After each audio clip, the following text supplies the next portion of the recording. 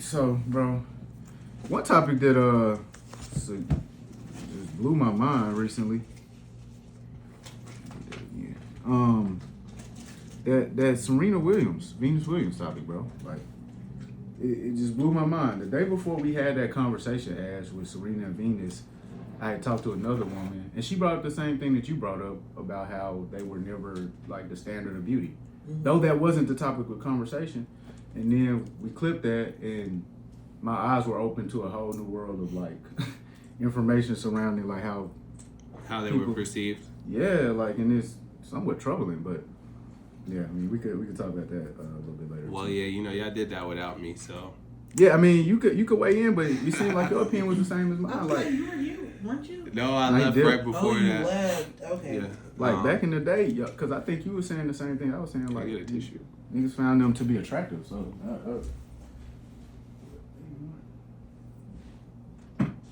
I would say, yeah, they were certainly embraced, by men in the black community. For sure. And I also agree with Ash. Like, obviously, the beauty standard is European, Eurocentric features, right? Just with the time, they're not that. Yeah, so they were called masculine. They were called manly, whatever, and that was a real thing. Now, I don't know if they internalized that, and that what led them to be with who they are with today. Don't know, or that's just who they love. You know what I'm saying? But yeah, I don't have too much to say about it outside because you guys already had that comment. What I'll say about it is, so they brought me the receipts that people didn't really celebrate their beauty like that in the culture. All I could think about is how Serena was on King magazine, and you know what I mean. Yeah, he was on King magazine.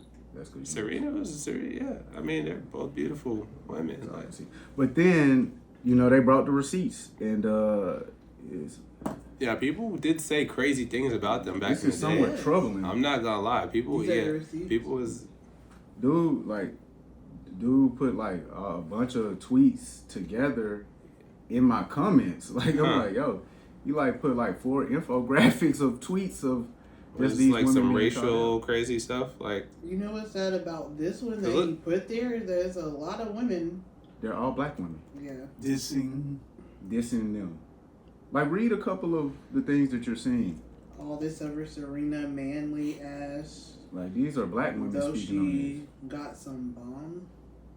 Like, Serena, ugly ass, got a fat old big ghetto juicy booty. Man, I'm feeling like some of this is bots. Yeah. Because and I'm only gonna say that because you're the they're one. tweets. I mean, because you called it out as them not being celebrated, but now when we see it in front of our faces, yeah. But she rocked the cat suit. When she rocked the cat suit for the first time. Yeah, I remember that. I mean, I think that they are beautiful women. I just feel like, the conversation was that they weren't like celebrated or put on. They didn't get the Maybelline endorsements and things like that. Not saying that they needed that or that it's really a part of the sports community, but there's other people that have branched over into more of the beauty standard line. But black women are hard on themselves and in turn are hard on other people. So it's not that surprising that tweet clip looked that way. Yeah, I mean, it's super surprising to me. Like, you brought up the cat suit. I'm thinking of the King magazine. I'm thinking some picture from the back. It's like, you know what I mean? From the back. I gotta be from the back. I'm just being real. Like, that's what me and the guys just said. When you look at standards of beauty, like seeing Serena being comfortable in her body back then, like, that was big. Even Venus being a tall woman. Yeah. Like, she was elegant, Yeah. And I'm talking early on, Yeah. But between back then and now, a lot has changed in terms of the chorus, saying what the public opinion is.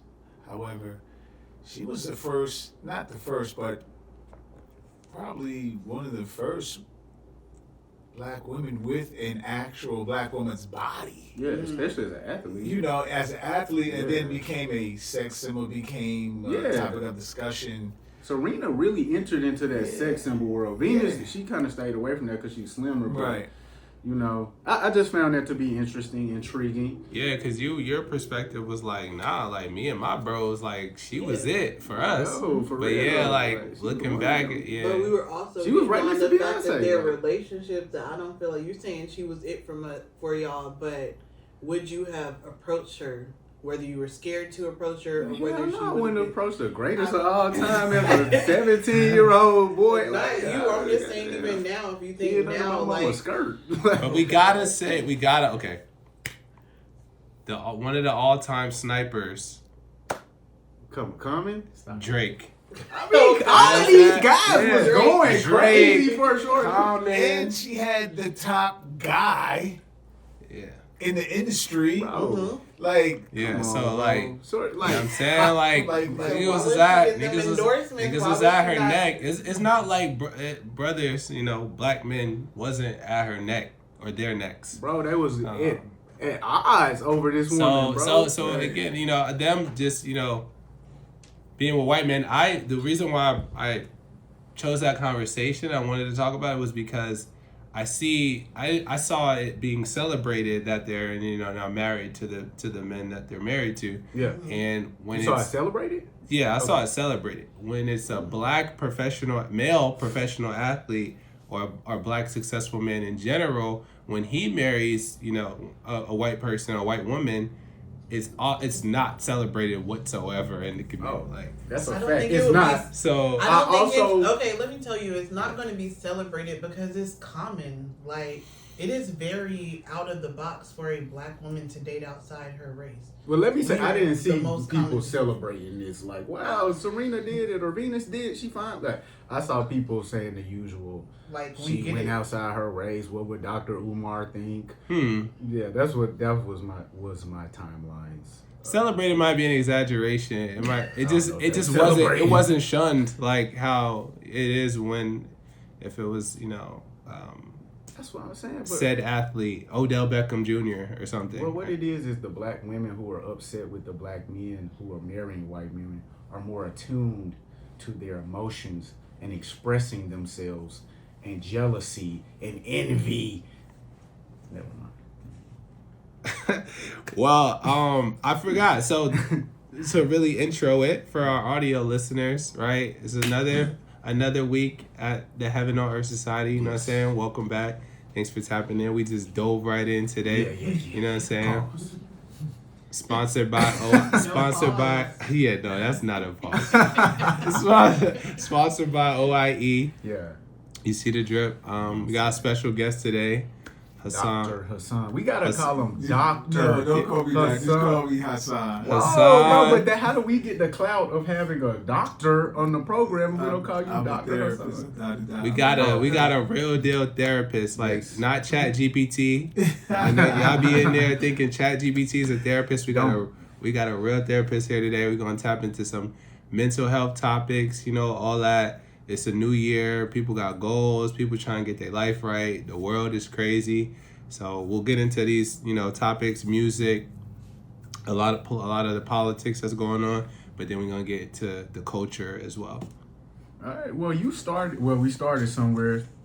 Got a couple of topics in lieu of that, you know. So we had Golden Globes this week. Yeah. Did you watch it? Well, now you don't watch award shows. You know. I know. I don't know why I said that. Right. Yeah. Did you watch it? I did watch it. Right. You know, I love award shows. Like I don't know. Did you watch any of the movies that were being awarded? Now let's talk about that. That's a real question. Let's talk about that. I watched. Not many of them, no. Yeah. I did see Zootopia 2, which was nominated. Of all the movies you could, Zootopia, bro. Ryan, Zootopia is good. Who introduced you to that, Ryan? Zootopia is a good movie, I'm not gonna lie. And the second one was hard. Okay, all right. Zootopia 2. Zootopia 2 was nominated. Did they take home any awards? Did they? I can't remember. Okay. K-pop Demon Hunters smashed all the. Because that is the one. Bro, that's the one. So I did. They got the song Golden? Yeah, I've yeah. never heard it. I just know Really? No, that joint Oh my has God. dominated the charts. One of them Golden? One Yeah, no, of that them joint makes is me cry. Dominated. K-pop? Wait, which K-pop one? Demon Hunters. What is it? Never heard of it. The K-pop is a Korean joint, The two right? with Yeah. the song with Jin and Jen, the rapper from 106 and Park? No. No. I was like, He's yo, not bro, Korean. switched We're it talking up. about He's not characters. Korean. That's racist. I was like, yo, he's But, not That Korean. song makes me sad What is every he? time. Because he could be Korean, bro. Nah, he not Korean. I think he was Chinese. Yeah.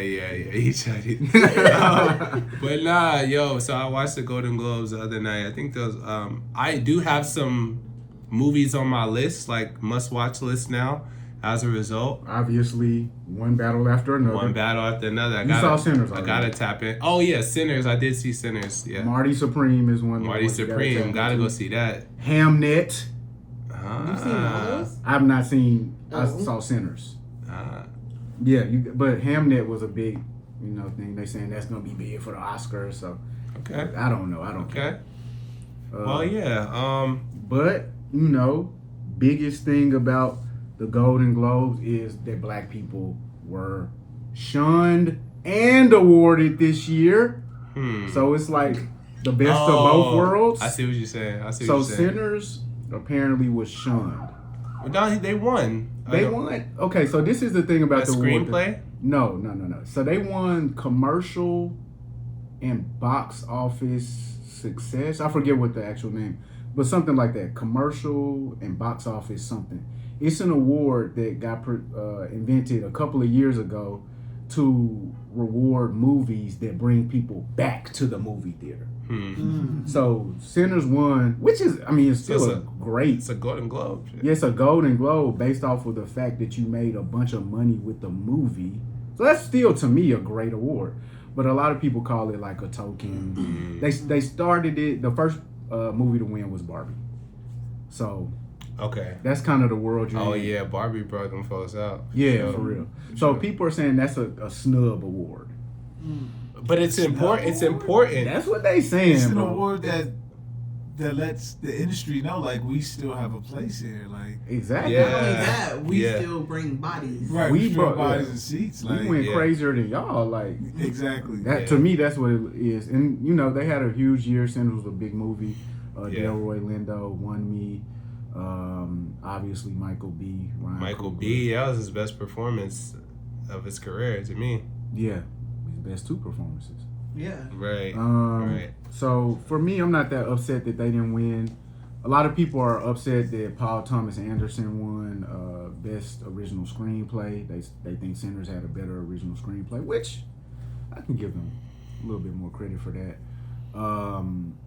People are upset that Michael B. didn't win best actor. They're upset that Ryan Coogler didn't win best director. But we still got the Oscars, and Yeah.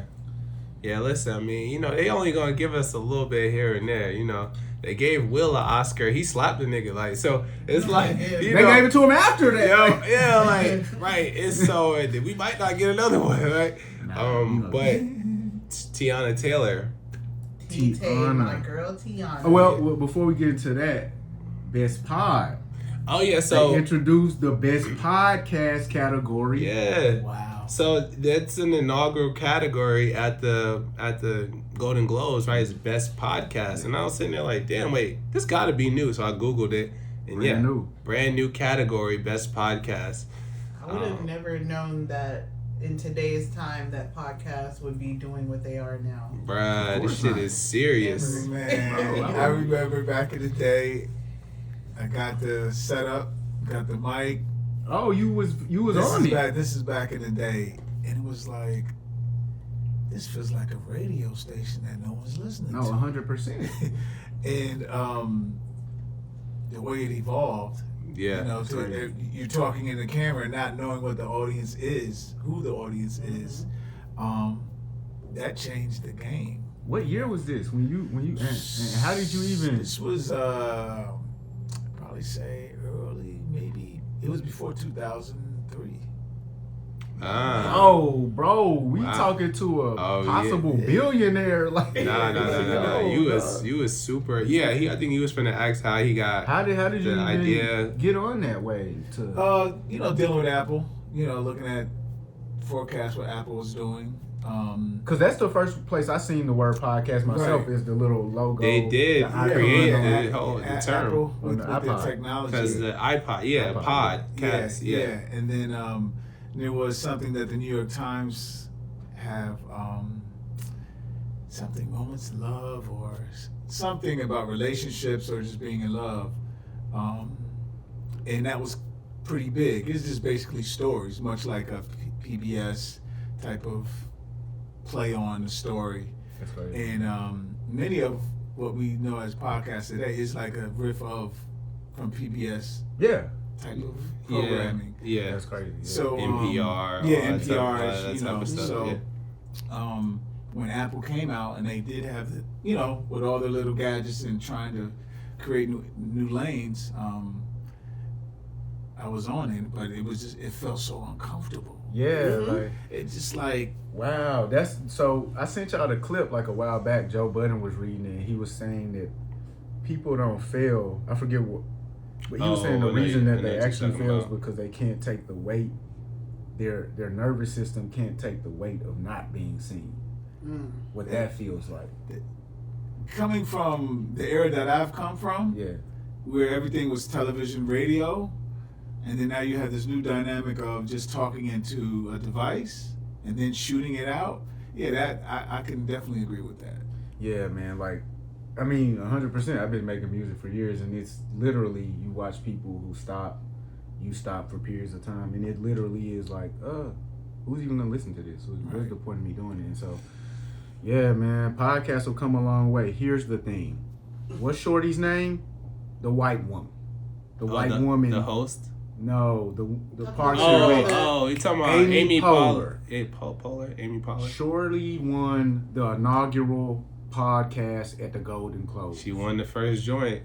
I'm gonna be for real with you. What the fuck is the name of her podcast and who watches it? I don't know. I watched the Golden Globes. I still don't know the name. How we don't have a Joe Rogan, a Joe Budden, a Drink Champ? Like, what are we doing? Oh, that's all I was. Yeah, really. Amy Poehler, dog. I was sitting there like, I mean, so I do know. Okay, so Call Her Daddy was nominated as well. Come on, dog. It was nominated. I know Call Her $1 Daddy. million worth of game, bro. Keep going, bro. They was nominated. No, I'm saying I know Call Her Daddy. The rest of the nominees, I don't know them. Did you No. That's cap. I'm sorry, that's cap. I don't know the criteria, but Mel Robbins was nominated too. Yeah, she was. I fuck with Mel Robbins. Yeah. People are upset that she didn't win. Yeah. So yeah, man. Here was one of the requirements: you had to be a white person. Podcast. No, God. I think that was the full requirement. No, that's what I was sitting there saying. Like, wait, what the fuck? Like, hey, no, not one black. Well, you know they don't have no black. Like, I mean, that's sad to say, but even like, if they wanted to say it, okay, let's say it wasn't media related or music related. Who would y'all say? For me, it's Joe Rogan. Like, if I gotta go with a non-black person who is clearly towering over the podcast industry. I think you're asking if it is a black. If it not is on a black, media, not on music. Let's say All the Smoke. Don Lemon. He has a podcast. I don't know, bro. Wait. He's a black gay man. I was trying to be inclusive. He's a black gay man. Look, I don't know. Nah. I only watch hip hop podcasts. To be honest. Earn Your Leisure. Earn Your Leisure. Earn Your Leisure. You know what I'm saying? Business, finance, bro. Okay. That's a good pool. I watch it every week. Yeah, for sure. Every week. And that's what I was wondering, like, But yeah. Well, and everybody's saying the same thing. What are the rules of eligibility? Right. Okay. And the podcast game is so deep and wide. Like, pause. You know, podcast game. I'm just like, I got we on that. Pause. Because he literally said nothing. He said the podcast game. But what I'm saying is, you can create your own lane and get your numbers and not even be known. Yeah, that's fact. That's a fact. It's so niche. Yeah. Yeah, and it's incredible because when you get into the sponsoring of these things, anybody can sponsor anybody. And they I will. could be in Wyoming and I can be killing the game For real. and it won't even reach our demographic. You know what I mean? 100%. That's a fact. That's a fact. Yeah. Okay. And so I mean, I think we all know, like we've talked about it here, you know, what Netflix is doing in podcasting, what Spotify has done, what YouTube has provided to the podcast industry, and their projections for the future for video podcasts is only going up. So while people were saying at one point, oh man, it's saturated, yo, the game is too many podcasts, they're failing, they're not making money, yo, it's a viable investment and opportunity. And that's the thing. Any game where it's a low entry of access and a higher level of reward, you're gonna have a lot of people enter that aren't really good at stuff, and they're gonna start to say, this game isn't worth it, and don't do it, and I tried it myself. So that's really what it is. It's just so many people that entered without any actual intention of persevering or excelling, that they're just telling everybody else who does have that intention, don't try it. So you just can't listen to those people. Yeah. That's what it is. That's a fact, though. I think that's what they told our girl Teyana. TT. Don't even try TT. to walk on that stage with Leo and Sean Penn and Paul Thomas Anderson in that heavy golden statue. Don't you dare try to get up there. You're black. The it girl is black, dog. Yeah, shout out to... What's and up? She said she almost didn't write a speech, and I'm glad she did. She said, I hope them kids is watching me from upstairs, because they the little brown girls. Yes. Yeah, she shouted out the little brown girls. You know what I'm saying? She turned around to show us the party in the back of her dress. Yes. That was such a Sagittarius moment. She showed up as her authentic self. You know what I'm saying? The girl that we love. We've been watching since she was 16. 15. With Pharrell. Yeah, or Sweet 16, right? Yeah. On They MTV. said Shorty choreographed Beyonce's dance at 15. She's like a young Dorothy Dandridge, bro. Nah, that's a great description. You know, she is a Renaissance woman, right, who found success in a lane that she didn't start in, right? She started in music and fashion. The music didn't really work out, you know. She's not scared of exploring all her choreography, lanes. just So like a true, She didn't stop doing music because she started choreography. She didn't stop anything. She does what she loves, and she's finally found a way, her niche in it, to where other people are, where she's sought after. 100%. Yeah. She's just real, like, I'm gonna express my art through whatever medium is presented to me. And like, I'm going to break through. Facts. I'm going to break through. Facts. I'm going to humble myself. I'm going to put this effort in. I'm going to keep my head down, and I'm going to trudge forward. Yeah. You got to respect that, man. Yeah. I want to piggyback on what she said, that she does what she loves. Yeah. Like that, when we do that, you can't lose. Facts. Yeah. 100%. You can't lose. And, Bro, and for real. the way she's been moving is indicative of that. So it's like, you know, I'm doing, did she make something with meth or something? With men. Oh, a song. She made the video. Yeah. You talking about the video? Yeah, the video. She's over there, boom, she's over here. Yeah. She's She over just here. literally expresses, Yeah. like, she to me is like a true artist. And it took a while for everyone else to recognize her art. And she's finally getting recognition, I would say, within the last 5 years, 4 or 5 years. And she's been hustling for a long time 100%. and really staying true to herself. And that's why I love her the most. I know if I was Iman Shumpert, That's what I'd be trying to get my wife back. You know what I'm saying? I'd be like, yo, let me... After Aaron Pierre, though, bro. After Aaron Pierre, you might be through it after that. She guy. crashed out. And she's talking about, what if I want to get my back blown out? Like, that was crazy. Whoa, yeah, you can't get that your was wife back after crazy. Like, why would you say that? Don't get her back, man. But nah, shout out to Shawty, though. I'm excited to see her performance. To, you know, because in the One battle after because another. I was saying she did her thing. So Yeah. and Leonardo DiCaprio is one of my favorite actors of all time. So That boy's bad. White boy of the century. Leo That boy's bad. Leo is him. The most important thing about this is several years ago, I sampled Teyana Taylor to make a whole project. It's called I Got Fired. Okay, it's about how I got fired from my job. We sampled the whole Teyana Taylor that she did with Kanye West made a whole new masterpiece. Go stream that. Run that. Stream. I got fired, y'all. I got fired. No Never shame. been fired. Look, here's the other conversation related to that Teyana Taylor thing. We've been having this for years. It's the Monsters Ball combo. Can a black woman have success as an actress or get an award without playing Having a up white sex appeal? white love interest. Yeah. I think that's nonsense. I mean, well, I don't know. I can't really recall anything beyond Halle Berry, if that's what you're referencing. I can't. Yeah, I think that one Halle Berry sticks out. That was at the Oscars also. Yeah. And we had a large number of women win Golden Globes. And, Yeah. But here's the other part of it, gang. My boy said, "Why Halle had to go crooked? What he said? What Jada said? Look, man, she played the character of a woman.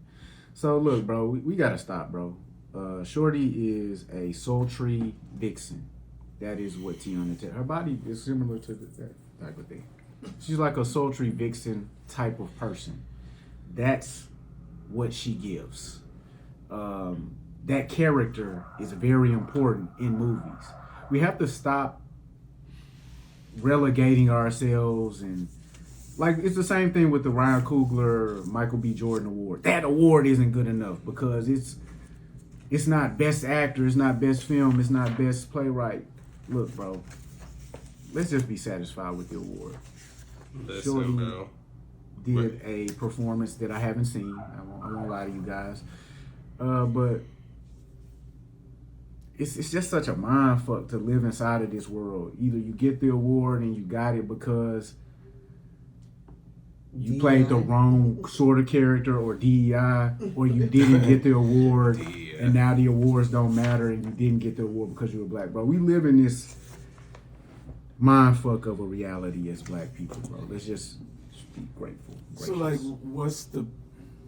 I guess, are we saying in this time that the award is their validation? Because it's never been that. Like, we've created art that has transcended the world, and with the idea of this ain't for no award. I'm it's like B.B. King. A person came up to B.B. King, a white person, and was talking to him about his music, and he said, "Oh, that's what y'all think I'm doing." As to say, what I'm doing is way beyond your understanding. Yeah. The way Teyana Taylor can morph and turn into so many things and be so many things is beyond their understanding. You know what I mean? It's like we gotta be. But that's when we do that separation, we create a us and them, like their understanding. I don't think that. I don't really think that there is a difference in understanding outside of experience. So I don't think that there's a part of the black experience that makes our experience as a whole more artistic or creative. And I think that we sometimes cling to the idea that it is because everything else has been taken from us. We can't be more successful because they said we're not. We can't be more wealthy because they said, but we can be is more creative. And so we act like that's all ours. And the whole my thing is, the wealth is ours just like it belongs to them. The success is ours just like it belongs to them. And we can approach all of these things. Mm-hmm. And similarly, we can't like state that they can't approach what we can do. Because it makes no sense. Well, I agree. However, this is an excellent segue, by the way. However, we asked them to validate or award our effort. Facts. As if they have the ability to be impartial. You know what I mean? Given the container that we're all in this country. So take a film like Sinners. Okay. Very deep in African American or people of color, the culture of this country. Yeah. And he hit on some things in there, and he dealt with some real things about our experience. Now, to put that in front of an artistic committee to say, should we award this? do they get it? Do they Right. not get But it? let's even take the metaphor that's inside of Sinners. So when we're watching Sinners, we see them come outside the juke joint where they're playing their music, and then we're outside with the white people, and now they're playing their Gaelic music.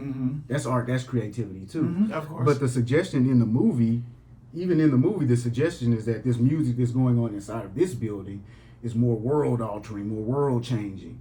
And the truth of the matter is all music is an offshoot of sound in nature. And so it's not more world altering, it's just differently interpreted. And so sometimes I think that just like white people claim things that don't belong to them, like entire ideas and concepts, so do black people. Art and creativity does not belong to black people. It has not been absent of white influence and input, and vice versa. Wealth, business infrastructure, marketplaces are not white. They're Genghis Khan. Genghis Khan created the market. So whoever is acting like they own some part of humanity, you're not God, and you don't. And your crew doesn't own it, and your people don't own it. And now that the internet is here, everything is more free than it ever has been. So whatever you did own, if you possibly owned anything, that's over with. Yeah, but when we rely on someone's standard of excellence, that kind of like puts everything in a homogenized category. I just watched something. I really wish I remember what I was watching, what clip. But the clip was about the importance of critique. Let me try to make sure I get this right. There's an idea, do I like it and is it good? And a lot of times we marry those ideas, but they're two completely separate ideas. Is it good is like a more group concept. It has this reached the level of good. Do I like it is an individual thing. And so criticism serves the purpose to explain what the group thinks and how this can benefit the group. Favor is individual. And so we do need cultural critique to understand where the group is moving to and how efficiently we can get there. Because otherwise we're back and forth arguing. Well, this is good, but no, this is good. And so the cultural critique just allows us to move seamlessly in one direction. Well, yeah, man. I think it's well said on both ends. I think it's about, at the end of the day, in every industry, music, television, fashion, whatever, there's gonna be people are putting art out to the world. It's gonna be judged, and there's gonna be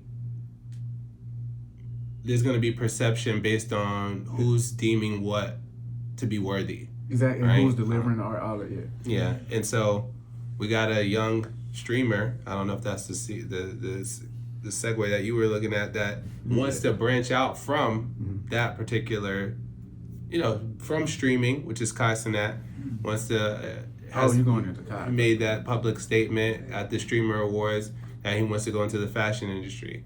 Now, most recently, he's been posting on a separate YouTube channel indicating that he's been learning how to sew.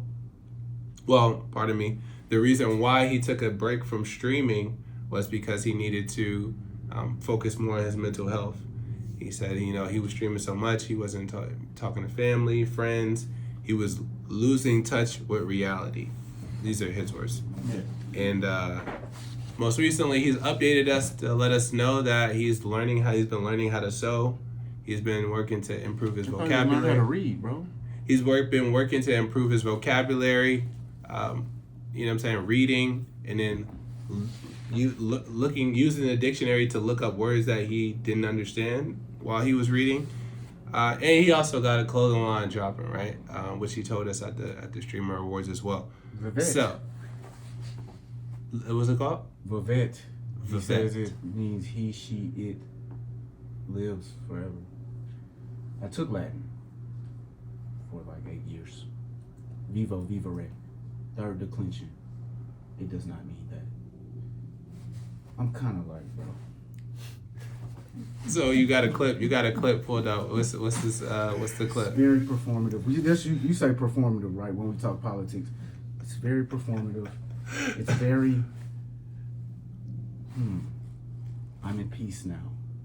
I'm evolving now. But everything he does is going to be viewed as performative because he's a streamer. So how can you decipher what's performative and what's authentic to him? But the thing is, right now, I feel like because of streaming, because of social media, because of everything, if you record it, it feels performative. How you were saying Right. that That's you 100%. feel, That's 100%. how you felt out of place when you were getting into the potting way back then, it's because it doesn't feel natural anymore. I'm so Like, glad you I said know that. that I'm talking to you guys, but the more serious we got, the more it feels like, okay, performative. It's not natural. So I feel like as soon as you record it, it's going to give performative. And it's also. Damn. Okay, so with that being said, can a nigga not, like, in 2026, like, have an authentic experience and then want to just share that through on camera? So How can it be authentic if you set up the camera?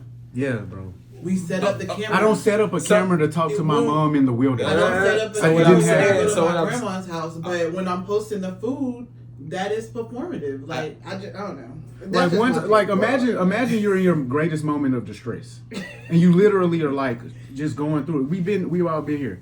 Like I have a specific moment in my mind where I'm really going through distress, and my mom is there. Pulling out a camera in that moment will cause me to act in ways that's not authentic. And just quite frankly, my mother, who's never in front of a camera, would certainly become inauthentic. Okay. So it's like, dude, if you really are going through this thing that everybody goes through in life, everybody else had to go into a dark room and solve it and figure it out. And to be frank, whatever is happening in that dark room, whatever happened in my dark room, people would judge it. They would criticize it. So that's where it's really hard, because he might be sincere in his efforts. I don't think he's doing himself favors by televising it. Okay. Because if you Okay. watch Okay. a That's nigga what I was learn to asking. read at 24, I'm gonna criticize you. And for me, it's difficult because as I see you come to the word spontaneity and not know how to pronounce it, and you don't even know what it means, so you go look it up. Spontaneity. You look it up. You read it. You read the definition. Then you mispronounce it again as soon as you put the dictionary up. And then 3-4 words later, you get to the word dichotomy. And now you have to go define that word.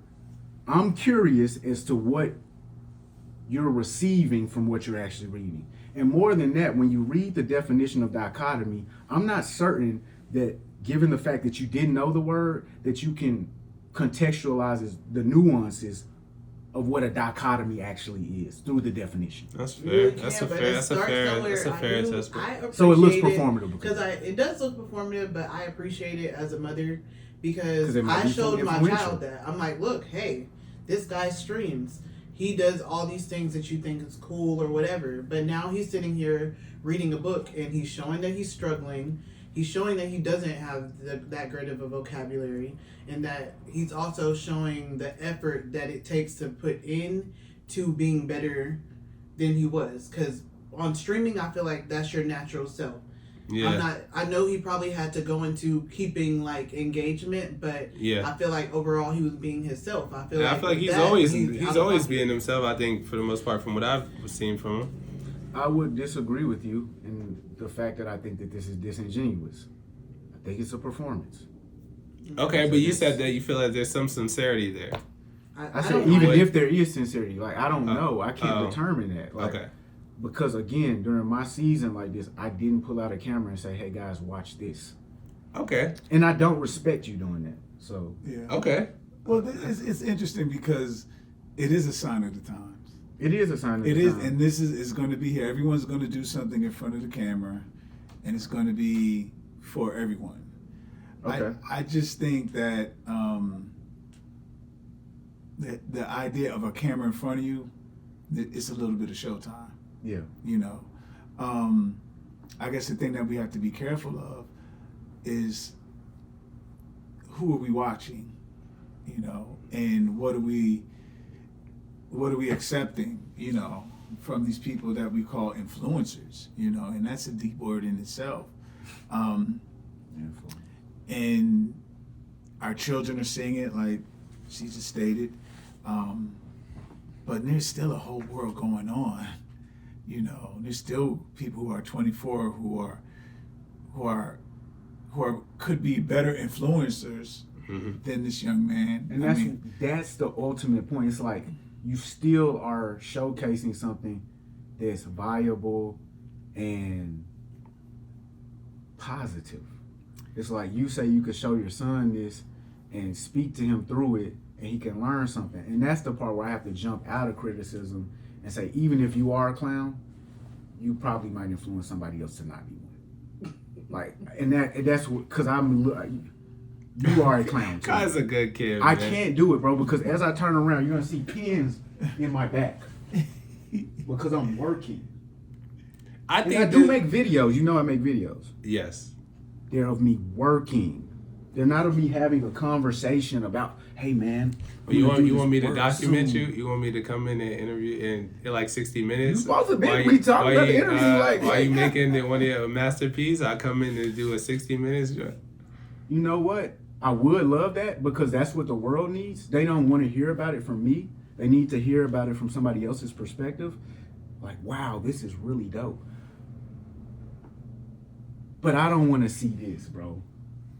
Hey, man, okay, let's see. I haven't seen it. Bro, it's the opportunity to just express a lot of things that's been going on in my life. But, like, this is Kai behind just the streams. And I want to do it the right way. Like, this is not me slapping my name on any brand. And, I can see. And and trying to, you know, money grab and shit. I want to build this community. You have to know who your audience is. Yeah. You have to know who those people who are going to support you in the beginning, because those people also going to grow with you. The people who've been watching you for, how long you been streaming? 5 years? Like 4 or 5, yeah. Right, so if they start watching you when they was 9, they 14 now. You know what I mean? And for the next 5 years, then they're going to be 19. So they grow with you, and then they economic. We doing basic, man. Yo, chill. What is fashion about this? Yo, chill. Y'all know who this is? Yeah, that's Beyonce and Zendaya stylist. Right? His name is Law Roach. Law Roach. Bro. He's a person. My bad. Person. My bad. Oh my god. Treat him like a. I know who he is, though. Shit, like. You try to dehumanize this man. I just want to stand up. Oh my god. Right, so you know, and that's fine. Y'all grow together. You know, take your time. Like I always say that too, and I always say like, well, I think you did this part already. Like I always tell people just to be still. You know what I mean? Like just when you just be still, and the universe will speak to you, and it'll come to you. It's like, bro, have you not been still long enough to have a design yet? Do you have a design yet, bro? I don't care, bro. Okay. I don't care about you standing with Law Roach. Yo, but that's big, though. He wouldn't have got the biggest in the game. Bro, it's a little woman. Her name is Katie. She's a small midget, a dwarf. Oh, man, you can't say bitch. What she does is she creates on Instagram. Because she wants to design. She wants to create, you see. So what she does is create. Get out of my fucking face, bro. With your performance of a low-level, untalented person, bro. Stop trying to influence the kids that all they got to do is be in front of a camera he's trying to learn, be unique he's and trying special. to learn how to create, bro. All you got to do to be creative and you be unique and special is literally hop in front of the camera. It's literally not about the hours of practice that Beyonce did. It's about the practice she is on a stage. That's what these kids are thinking. And through him, that's all you're going to see. It's interesting because, you know, if we're going to talk about the role of the influencer and how they impact kids or what young kids are getting from these type of energies, we never see what it takes to be him. We never see what it takes on the backside. We never see the attention to detail. We never see the going in within myself and pulling out my gifts and reworking it to at a place of perfection for how I want to offer this skill or this thing. You think Future is exceptional? Oh Never my mind. God. Oh my god. My bad. I swear, I was thinking about that conversation. It is like we don't see it. You know, the creative process. We don't see Ryan in the lab writing. Googler? Yeah. But he showed us. Right. We like, but you know, he has stuff on the wall. He has themes. I got to work this theme. Like really, the creative process. And I think a lot of times we get like that, and we think that is the process. That's the work. And I think I just knowing somebody, I guess. The work is being seen with somebody who is notable. Right, and that is performative because you have people who are certified in whatever they're doing. Even like you're a licensed therapist, right? Mm-hmm. The lady that's real popular that Kim brought, that's been on all these podcasts, Cheyenne she Bryant. wasn't licensed. She's not? That's what I heard. That's I what- could all be right. wrong. Sorry, gotta get. I don't know about that. Well, he like, might know. well, even in that field, and not to jump off this topic, is what the internet has provided with everybody is that Everybody's an expert. everybody's an expert, and Dory Kruger. and so to speak, like there's been some incredible things happening for people. Yeah. And you know, licensing, you know, if we want to get into the mental health, that's all for insurance purposes. But there are incredible coaches, incredible therapists, Counselors, and counselors coaches, that are not licensed. like and coaches. there's many people Yeah. who were licensed that gave it up to say, I want to work in a way that I feel freer in. But at the end of the day, what you should be able to do is to quickly clarify what gives you the authority. Facts. You shouldn't be like, yo, I know people, so that makes me a therapist. You should be able to say, hey man, I sat down for years, I looked at behaviors, I looked at research, I looked at information. You should be able to tell me where you looked at the information. You should be able to tell me how the information was collected and calculated, what might be wrong with the information. Look, at the point where you cannot do that, do not sell me nothing. Well, at the same time, people who have done that come out on the other end and be like, that's all some bullshit. Let me tell you what it really is. You know what I mean? And that's what I'm hiring you for, to tell me what it really Right. is, not to tell me the bullshit. Right, and the bullshit could be, I'm going to say the professional standard line, you know, and that's accepted in a lot of doors. But the work that people are really doing, there's some incredible people doing things that are not certified, you know.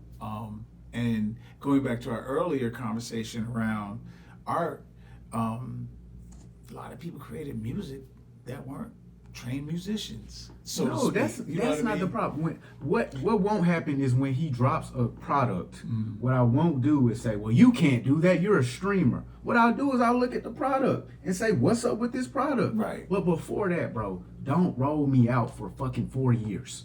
Stop. It just started. Stop rolling me out, It just, all right. But the problem with it just starting is, bro, is literal people who didn't just start, who dedicate their lives. They're not doing a rollout. They're doing They're the also work. not what's streamers. your beef with him then? What's your real beef but with I him? want to know. Okay, He's a. I don't really have a beef with the performance. My beef is with the people who believe in the performance. So if you watch this and you allow your child to tap into this because you see this as a positivity, bro, you're teaching your kid how to do absolutely nothing except stand in front of a camera. The thing that you said about Ryan Coogler, before that last movie came out, he took the world on a lesson about film, like physical film. Yeah, I watched that YouTube video. He broke that shit. That was fascinating to me. It was fascinating. Yeah, It was educational. I'm like, damn, this nigga talking about the lens and the frame, and we shot it this way, and I'm like, oh damn. And it brought you closer to the art. Yeah, facts. Yeah, It facts. really made you want to go see the movie. Yeah, facts. And really tune into what is the difference that you might be talking about. Yeah, nah, dead ass. When I don't, you know what I mean? When guys are like, never mind, it don't matter. But I want to. So I have a question. All right, and then we can get off the Kai topic. How much social media is too much social media? Or I could rephrase the question. Like, how is social media impacting people's mental health? Right, right now. It's like commercials. It tells you you're not worthy. It tells you you need to level up. It tells you if you don't have this, you ain't shit. You know, is there any way to circumvent these feelings without getting off of social media? Well, the thing is, that's what this whole culture is about. You know, that's what's going on in this political context now. If you don't have money and you're not making big moves like we are, you ain't doing shit. So you have to do the work internally. Well, the thing is, To not be you a have to be your own person. You really have to be your own person. And when you hop on social media, do you know how many things that are subliminally hitting your subconscious in a scroll, and that they are designed to chip away at your sense of self? 100%. You know, In so it's- many ways. in so many ways. And then it's everything that is not just funny. It's telling you, well, if you don't have this, then you're not this. You know, buy this. You know, and it's a dangerous thing because it's like commercials on steroids. You know, and It was nonstop commercials. it's nonstop and it's in your pocket. Yeah. You know, I remember as a kid they used to say, "Stop looking at the boob tube." You know what I mean? All right. I don't even know what I My sister used said. to call it the It's not stupid stopping. box. The stupid box, and Yeah. you know, because you would just stare at it. Here's the funny thing. Do y'all remember back in the day when they had the monkey with the helmet on, and the monkey was playing on the computer, and they were doing some type of science experiment? Do y'all remember that? We are that monkey now. No, for sure. That's who we are now. But We the- are the literally people that with the- monkey. You know, my dad told me back in the day, you know, the idiot box, the TV's an idiot box or whatever. You know, and what he said is some people in my generation were set free through that. They're rich now because of that. Many people are stupid because of it. And so you really have to learn how to deal with the medium in such a way that it enriches you, not you enrich it, like constantly. Yeah, And facts. most people, what we call them now is quickly consumers. Consume. You're Yeah. really on social media consuming. You're being monetized every second of the app. And so here is the last thing on the Cenat thing. You sent me some the other day. Is it me or is Streetwear Well, I want to stuff? ask one more follow up. So, like the psychological impact, right? Okay, you said, hey, it makes you feel.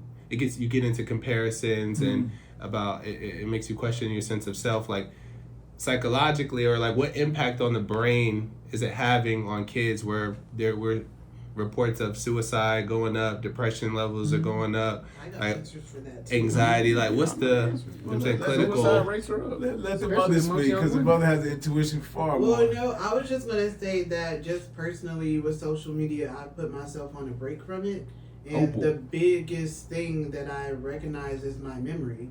So when you're talking about your sense of self, and you can't have a full sense of self if you can't remember what the heck happened. What the fuck happened? Like, for real. And that's been one of my things, like, even recalling you already telling us what phone you had. Like, I remembered because my memory is getting better. So I think that's a big negative impact right now on these kids. Their Because all of the short-term memory shot, because of all the overstimulated. short form content that they're digesting and can't. Yeah. Like you literally, remember things. if you're scrolling, you can't remember the video you saw before the last one. You probably can't remember the last one. You can't remember the I person can't. it came from. There's been one I didn't finish, and I'm trying to go back and Yeah, it's gone. like what the fuck? you'll I never wanted find to it. watch that. What was it? Yeah, it's like this stuff fries your brain. How can people navigate? How can people navigate social media in 2026 to protect their mental health? Get off of it, bro. You gotta Just turn it does off. it? Like, That's it, bro. yeah, you got to get off of it, and to get off of it is very, very difficult because this is the virtual economy that is at play now. I don't know. Netflix had a thing about social media, and they really got into the science behind it. I watched that. The movie where it's they a build they're basically taking all your data to build. Was it a avatar of you. docu series? It was a docu-series, It was a but docu-series. yeah, Yeah, I forgot the and name they of got it. into the science behind social media in itself, The and dopamine, the dopamine hits, the visuals. It's like a hit of visuals. cocaine to scroll. Yes, and it's attacking those same centers in your brain, and even when you have the bubbling dots when you're texting someone, Yeah. psychologically that has you tuned into what's next. What are they saying? Are they typing? Yeah. Or the green dot that says someone is online and they're not, and you're sitting there like, yo, I just sent, they not. or let me text them on another platform because I see that they're on. So or that's think you have access to them. I Exactly. think the access people think they have. Well, he didn't call me back in this time frame, or she didn't call me back in this time. But frame. you on Twitter. You're upset. yeah, For real. well, that's one reason why y'all have trouble getting in touch with me at times because I mean, as you know, all my notifications are off. They're always out. They're never on. Like I don't want. Ringing and, Yeah, like I don't want even popping up. the hit of dopamine. So now I want to go back to the phone again. Like I turn all my notifications off. I started to notice that around like probably like 2010, like 15 years ago now. That like the more notifications I get, the more I want them.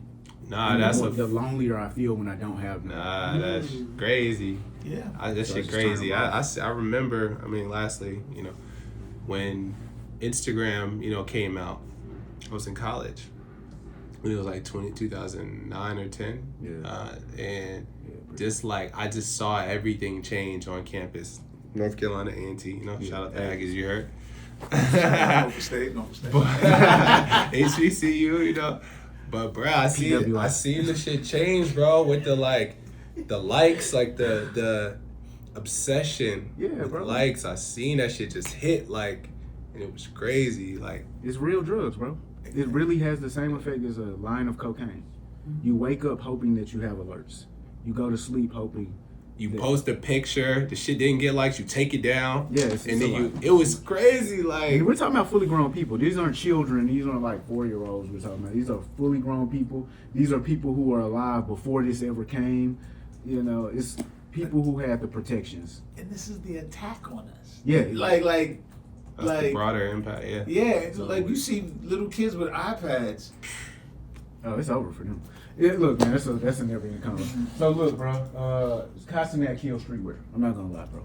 Or niggas like Castanet. My bad. Y'all, can I be mean for a second? Like, is it just me, or are these new streetwear brands all selling the same exact thing? Like, is it me, or is everybody just doing distressed graphic zip-up hoodies or something? Like, how many versions of the same zip-up do we actually need? At what point is this not streetwear and just copy and paste culture? This is like the 2026 new Pinterest outfit. I mean, like, if everybody's selling the same hoodie, what's the point in even starting the brand? Like, it's no new story, no new idea, no new silhouette. Changing the colors does not make it original. Throwing distress on it does not really make it creative. We've seen this idea like a million times. Like, streetwear really used to be about identity, and now it's more so about variety. I'm just like, I don't need the same sweatsuit from 20 different random brands. But y'all, am I tripping, or is streetwear like stuck right now? Nobody's experimenting and doing nothing new. It's all the same story, idea, and silhouette. Yeah. If your friend is a fashion designer Well, and you haven't almost cut yourself on their scissors, your friend isn't a fucking fashion designer. If you haven't stabbed yourself with pins and needles at your friend's house, they're not a fashion designer. If they have a website called Alibaba.com and they sent a graphic over, they're not a fucking fashion designer. They're a logistics guy. They're a drop shipper. So, guys, we got a lot of copy and paste people in this world, so the copy and paste streetwear makes sense. yeah, It's bro. streetwear stuck. I mean, I feel like you the expert on this, but just as a I don't think it's I ain't really tapped into the streetwear as much as I was in the past. I know brands. I know Spider. I see niggas rocking Spider a lot. Slime, his brand. I see niggas rocking the Health Star. I see still. Denim tears. Yeah, you know what I'm saying? I Like, feel like streetwear has always kind of been in a box, because when we put like Sean John and like FUBU and all that would be streetwear, right? And Nietzsche. It was.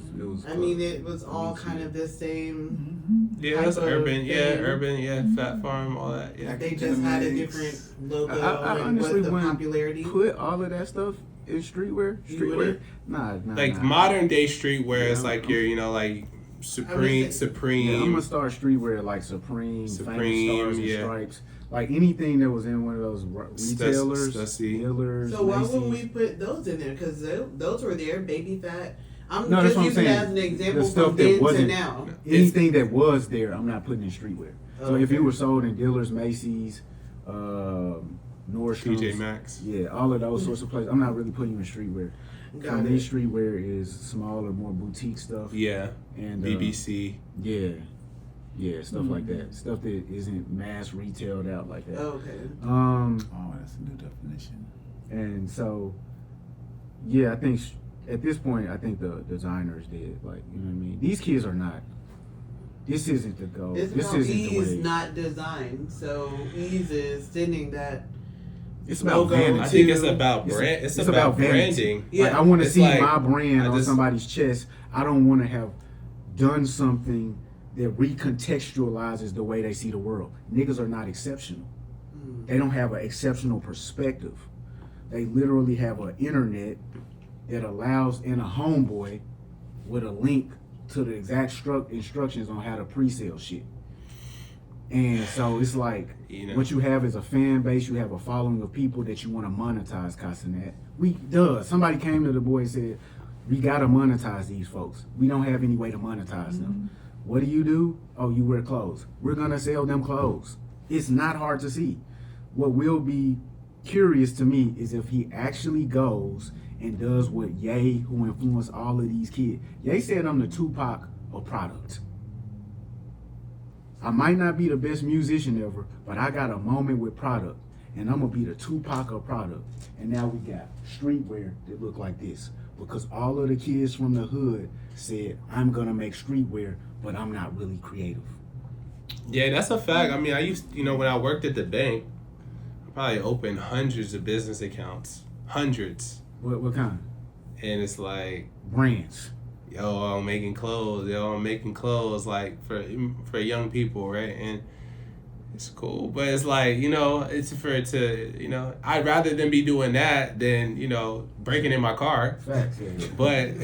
But shit, like At least you there was said, a creativity to the way that they broke in the car. Like, It's interesting because I did clothing. whoa, bro, you Yeah, was a brand. I did clothing. I Nigga did did everything. I did the magic show. And then you got the guys, the Good Garments guys. Yeah. They do Yeah, it for well, real. They watched when I was coming up. They were little watching me. That's crazy. I had my own screen printing studio and all of that.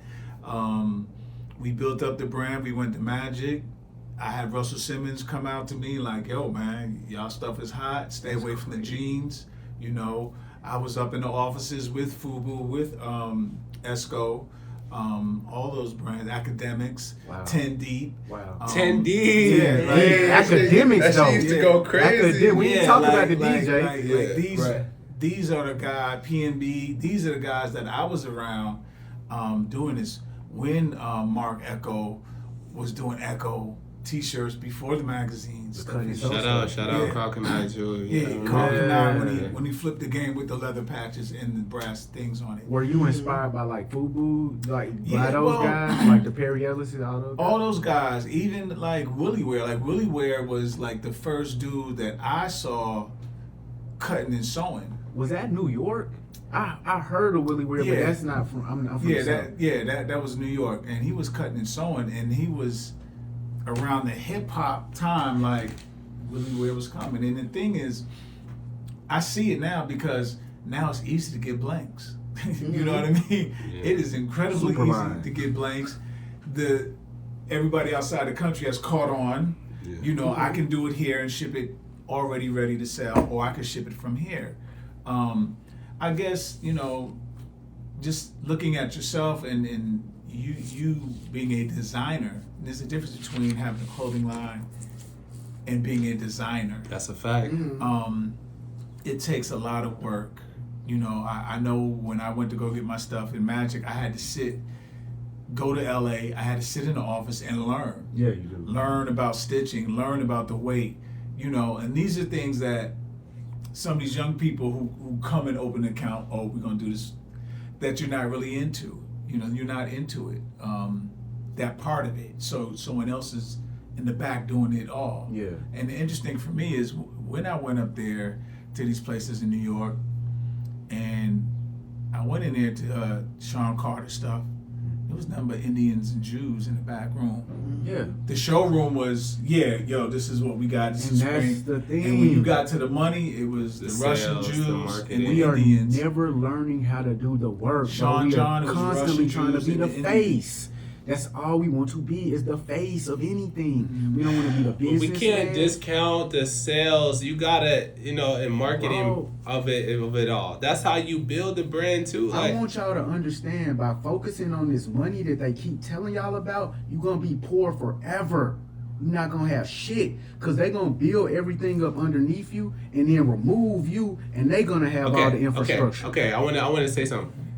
Bro, I bought Sean John because I like Puff Daddy. And I he didn't. just That told nigga you never stop doing the that deal with nigga- Diageo. That nigga never sold nothing in his life. and he just But told he you. sold it, so that's important. He I do feel just like it's told important, you. But I think that as people, a lot of people need to have bigger goals. I to agree the with bigger y'all. rules. I agree with y'all, but I'm also saying the sales. I'm agreeing with both of y'all yeah. because I bought Baby Fat. I bought, like because of the people, not because I saw Of behind the course. scenes. Right. But to have the actual infrastructure, that's what you have to have. You have to have black people that can cut and sew for you. You have to have a cousin that has a background from Parsons. Everybody can't be just, turn the camera on, I'm gonna go now. Okay, Like I somebody, today. you know what I mean? I'm gonna be real with y'all. I turned the camera on, it's cause nobody was gonna get in front of it besides me. I cut the shirt because nobody's gonna do it for me. Nobody's gonna do it with me. So the point is, like, let's build bigger. Let's build better so that everybody's not competing for that top spot, and so that we're actually distributing the funds equally and fairly.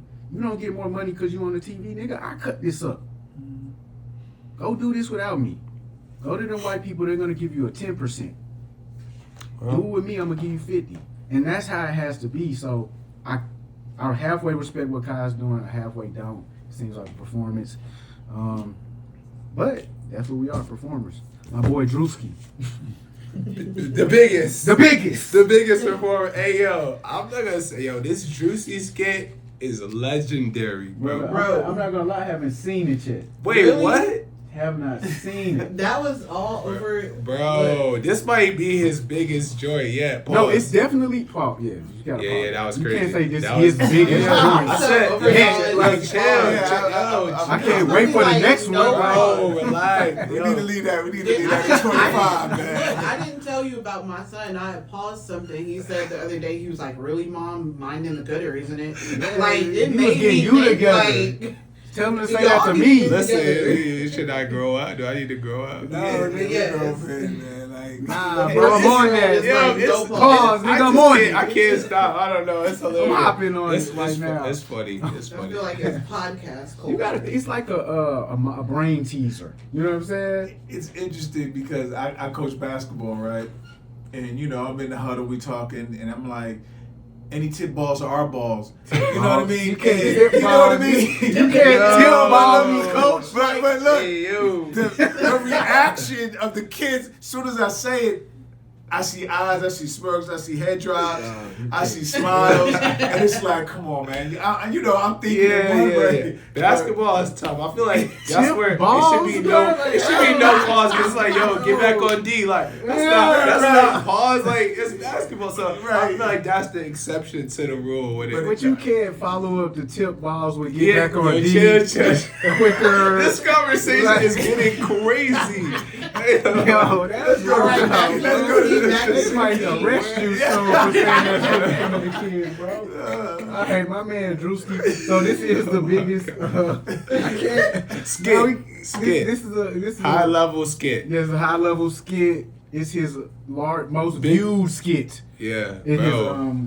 his This is a This is his production. most views. It was a It's real most production. beautiful I saw ever. the people, and Bro. I was like, "Bro, he's got a real." And they said, y'all giving it. I haven't Yeah, seen it. oh, go But ahead. then they also said this is set a record for comments. So it's over 100,000 comments. He got them.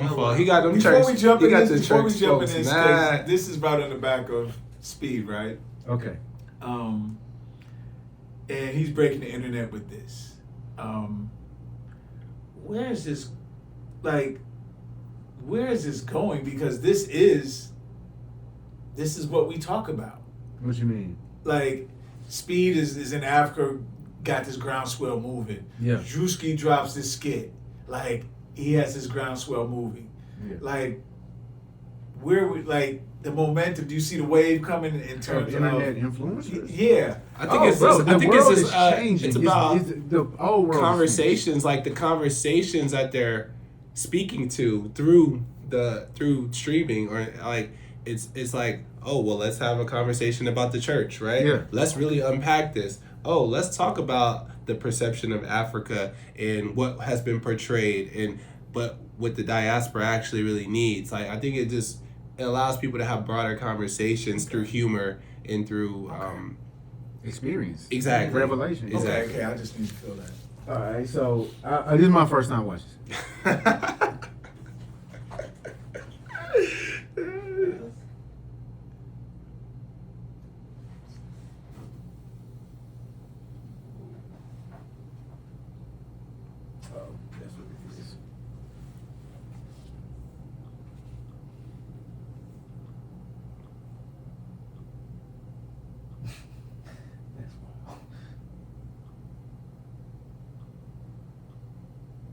Technical difficulty. I'm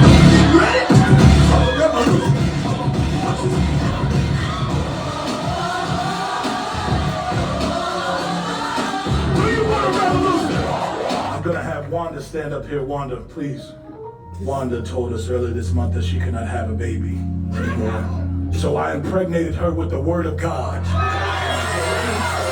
I'm going to impregnate everyone with the word of God. You gonna get pregnant with the word of God. You gonna get pregnant with the word of God. You gonna get pregnant with the word of God.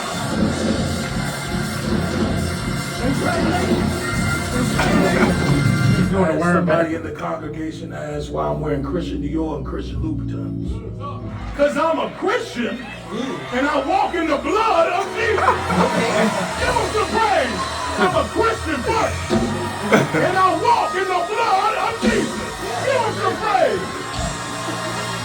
Give him some praise. So we are raising funds for a project in Zimbabwe. Yes, we are trying to get our congregation over in Africa.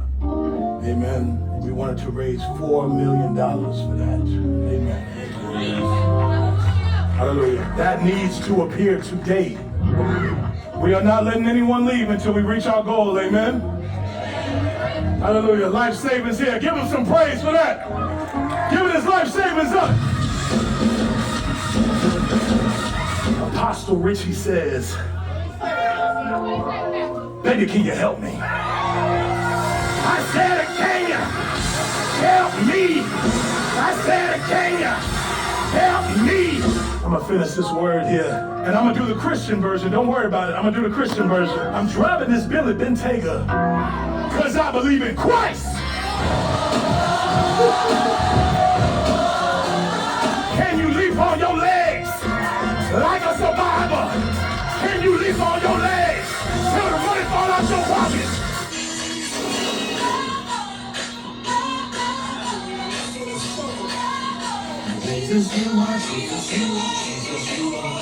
Still praise the Lord.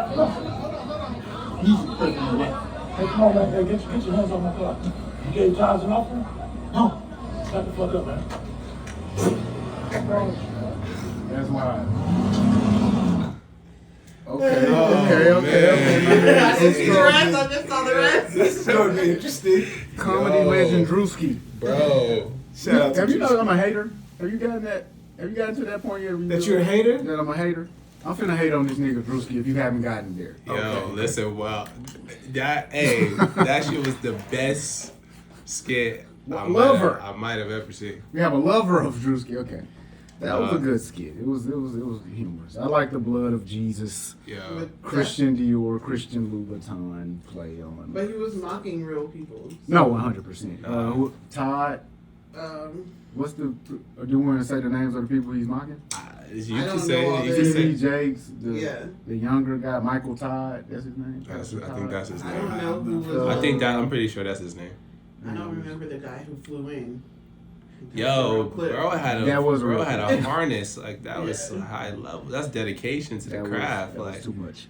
that's Is high it too level much, though? is never too much.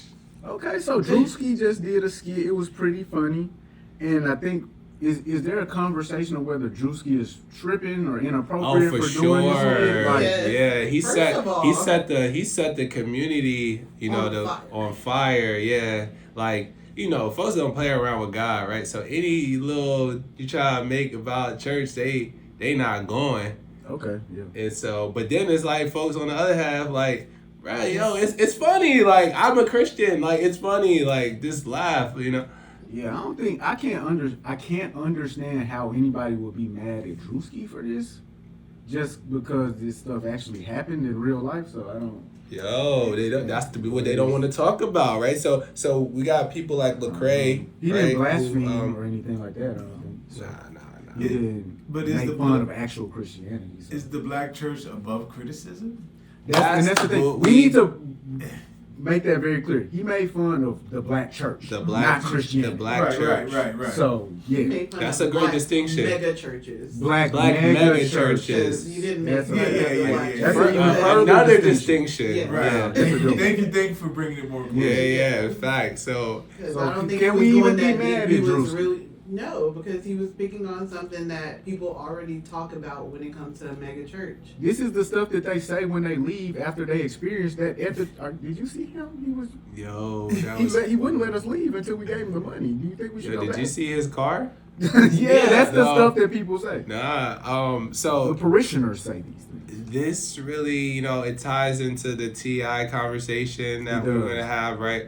Where most recently he was sitting down with someone and doing an interview saying that that church is a business. He's not really too into church. He doesn't need a middleman to get to God, and it's a show. Yeah. Those are the words that he used to describe it.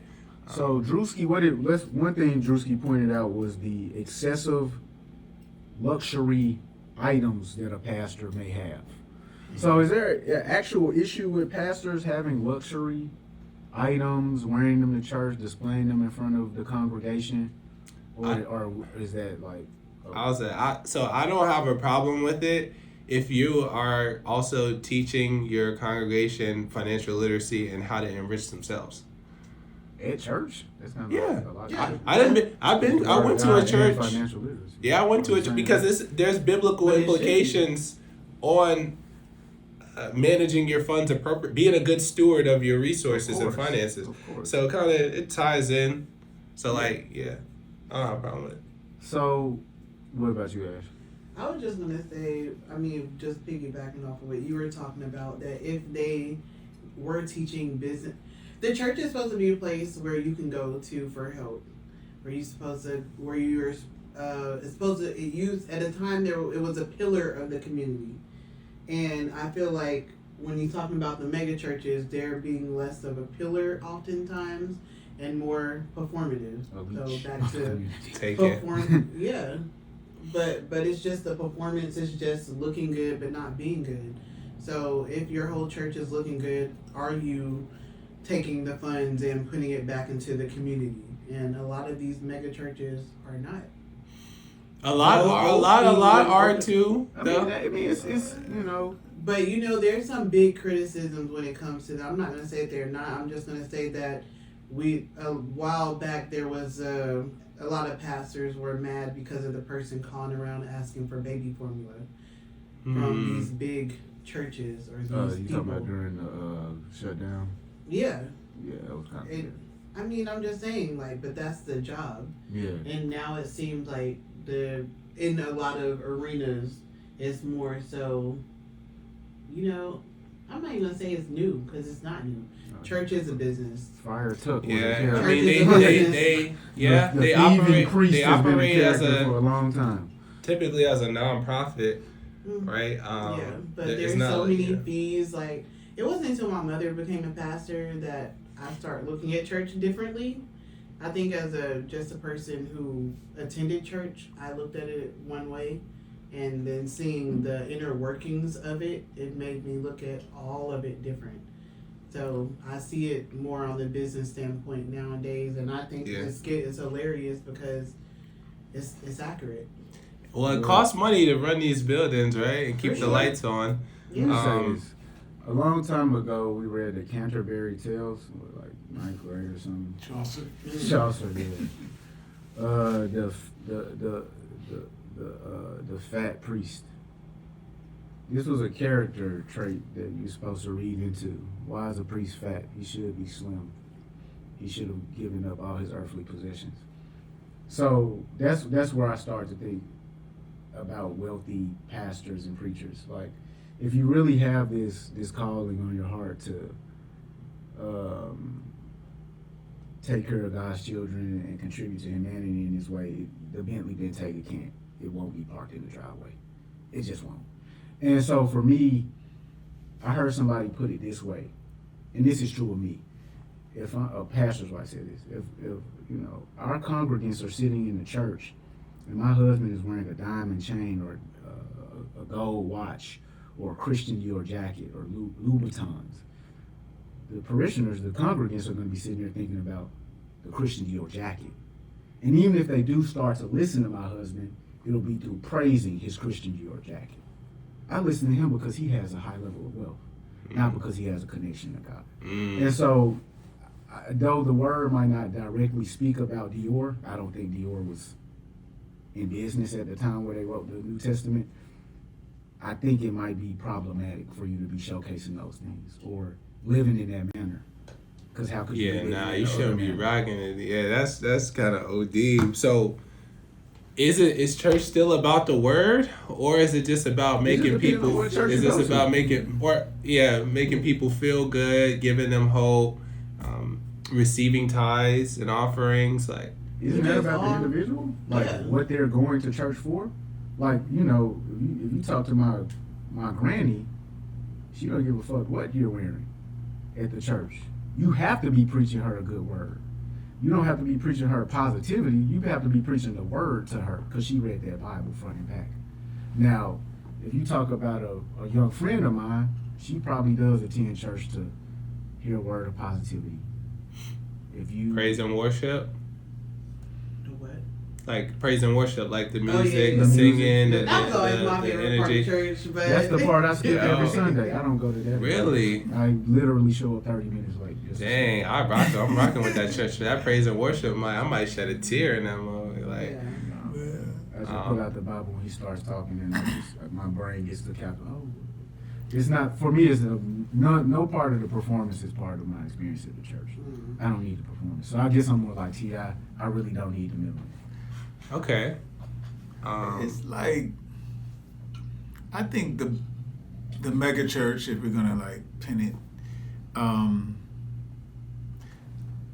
those are the church, particularly the mega churches, are probably one of the only independent institutions we have in the black community. Like, it's funded by black people for black people. But don't we know that where the church came from with black people? Right. So is it really funded by black Well, people? I mean, for black to people? keep the doors open, Yeah. to keep the doors Yeah. open to buy the land and those type of things.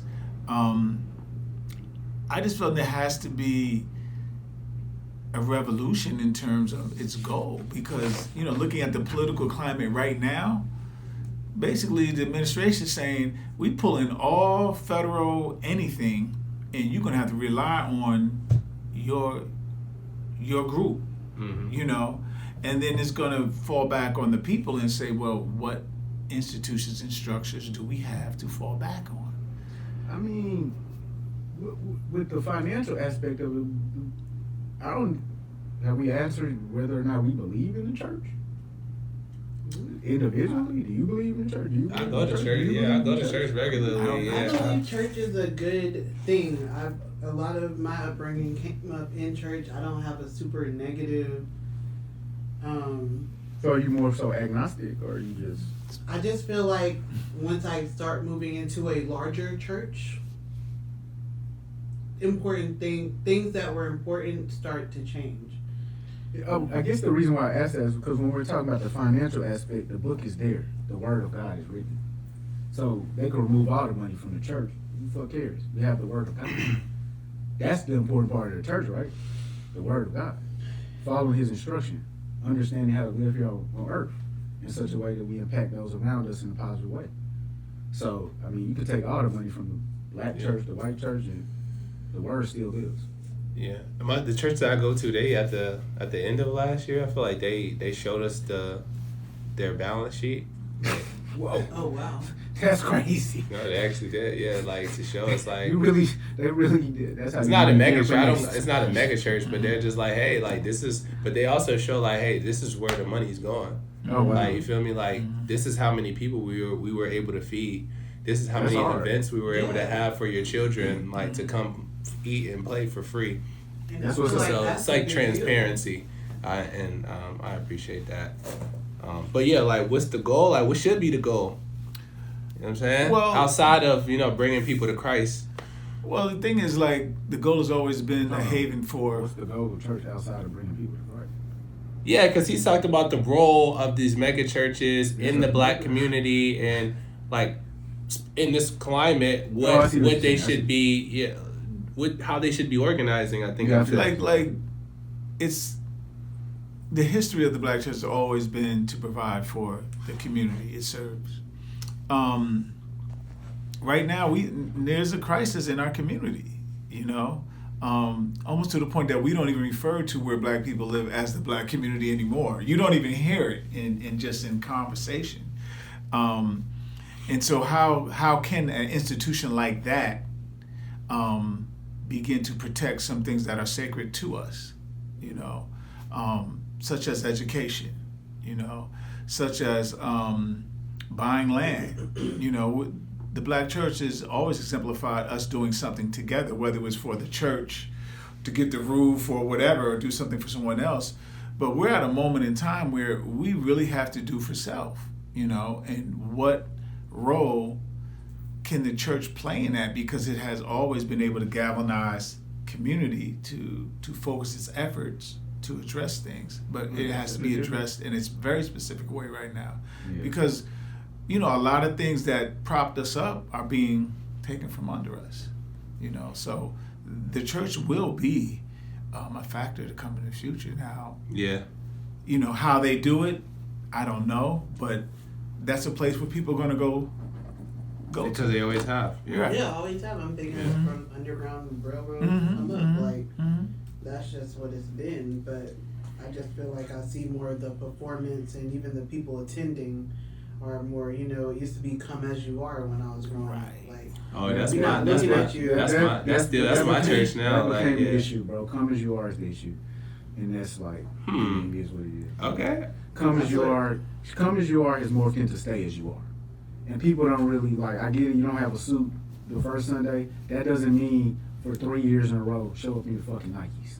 That means you need Wait. Whoa. So why do clothes matter? Why do clothes matter if you're there to receive the word of God? Like, what does that have to do with anything? They matter for the same reason it matters what I wear to my father or mother's funeral, as a sign of respect, as a sign of respect reverence. To the institution? The institution and to my God. That's completely opposite of what Jesus is preaching. I don't know That's about perfectly that. fine. That's perfectly fine. But here is the actual thing. When you wear, we talked about this. Wearing the clothes you wear place you in a different mind state. For sure. You wear basketball shorts, you're not the same mind state as when you're wearing a suit. And so I do think that some of these practices that we exercised for years that landed us in a different place, they were achieving something. And so when we say, is the church the same church I knew as a young man? It's not. I was literally made to get up on Sunday morning, take that seriously, and part of taking it seriously was putting on different clothes than I would wear the rest of the week. And so part of that process prepared me to go to work. Part of that process prepared me to deprioritize myself in that moment and prioritize something outside of myself. So again, I understand what everybody's saying, come as you are, but at the same time, stretch out, reach further. Yeah. And so that doesn't mean if you're a whore, stay a whore. That means you're welcome to the church to learn a new perspective about life, and we hope you adopt it. So Okay. I mean, the lack of judgment is dope too. I fuck with it. Shout out to the unjudging community. That's all I guess this one. Yeah, we're gonna get into that. Even in? This is actually. Oh, this is my guy. Oh, you know this guy? Is this the guy in New York? I don't know. Yeah, I've seen him. I'm not gonna deal with you if you're racist. I don't support racism. I've been saw it. I don't support racism. But it is the black people, I do declare before God, they ain't never done nothing, they never made no contribution. I tell you this, if Jesus is black, I ain't going to heaven, because heaven it will be if Jesus is a black man, heaven is a ghetto, and they're there shooting now and living on food stamps. If Jesus is black, that's what heaven will be like, and I ain't going. I ain't, not if Jesus black, because heaven gonna be a ghetto. They'll be shooting, robbing, murdering, playing loud music at night. It won't work. If Jesus is black, I ain't going. I'm not going to heaven. No, sir. Wow. 2026? This is Uncle That Ruckus man does cousin. not stand for racism in any way. Let's move forward. Except racism against himself. Bro, I don't know why you've been trying to duck this smoke all episode, bro. What's up with you, bro? Why you not? You don't ever ride for your guy, bro. Pause, Who's nigga. my guy? Who is your guy? Who is his guy? Pluto? Oh yeah, Exactly. unexceptional. DRUSKI. You know who is exceptional? J. Cole. Oh, that is you your want- other you want guy. in Minnesota? Yeah. Oh, so we can go into J. What Cole. we gotta do? Oh yeah, Exactly. unexceptional. DRUSKI. You know who is exceptional? J. Cole. Oh, that is you your want- other you want guy. in Minnesota? Yeah.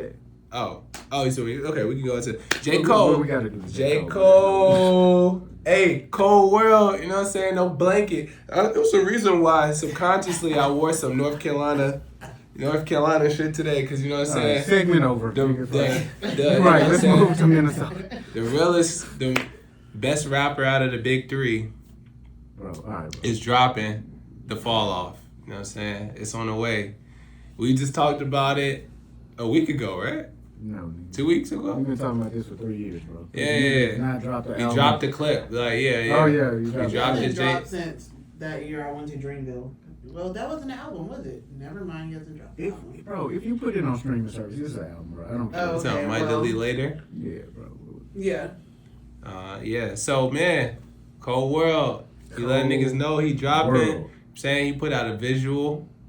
Yes. Along with that, you know what I'm saying? He's back on Instagram. Oh, he was off? Yeah, he don't be on Instagram. Okay. Cold World coming soon. Wait, that's not the name of the album. The Fall Off. Coming soon. The Fall Off. February 6th, 2026. He first introduced this album to us on the outro of KOD. KOD. On the song, what was the song? 1985.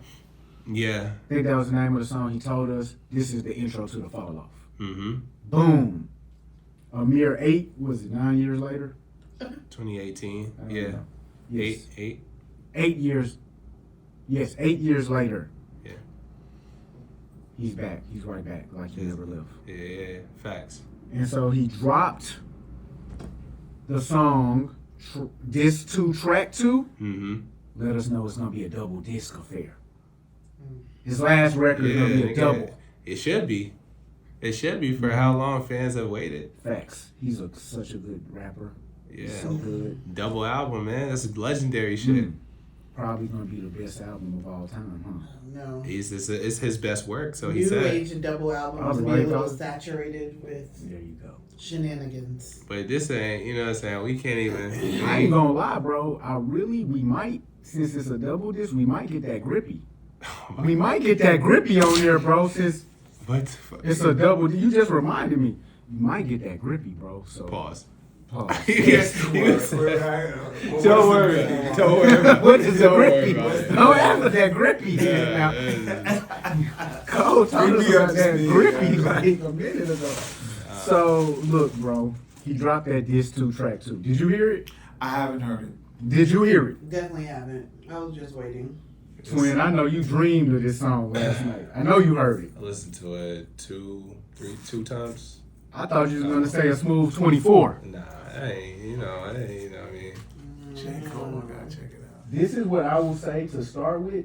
I don't think it's on the level of that Grippy, but It's the song that J. Cole was featured on last year, 2 years ago. But you know what I'm saying? Not his best performance. Or the song wasn't a good fit for him. Not that he wasn't rapping well. It just wasn't a good fit for him.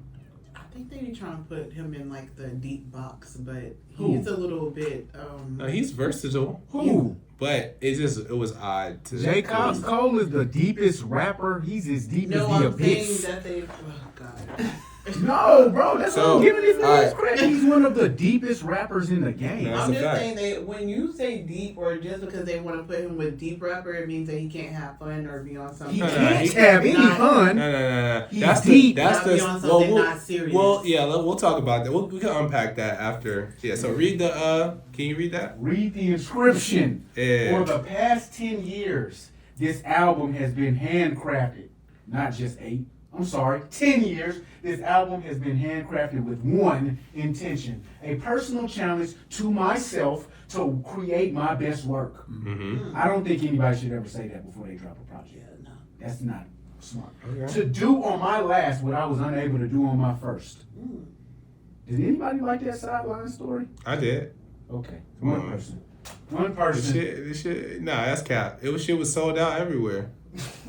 I had no way of knowing how much time, focus, and energy it would eventually take to achieve this. But, Dr. Son, are you listening? This is the deepest rapper. Okay. I owed it first and foremost to myself, and secondly, I owed it to hip hop. I skipped a sentence. I don't care. The fall off, J. Cole. Let me say this. Please. Putting in time, I mean, because today we've been talking about conscious of craft, like Facts, what you that's put it. into your craft. Let me stop the jokes. Yeah, what you put into your craft. And for him to be a writer 100%. and to take 10 years to really put into this work, I just respect that alone. And whatever it sounds like is going to bring me back. It's going to bring me back to a moment where I did get introduced to J. Cole, and I understood his fire, and I saw his talent. And so when I see 10 years of contemplation, 10 years of planning, 10 years of designing and redesigning and re-rehearsing, this is a crafted sword. Okay, now you gotta make me come out the woodworks with this one, bruh. We know he rewrote his album after Kendrick Lamar packed his ass up 2 years ago. He didn't take 10 years to do shit. He took 10 months to cry himself to sleep every night.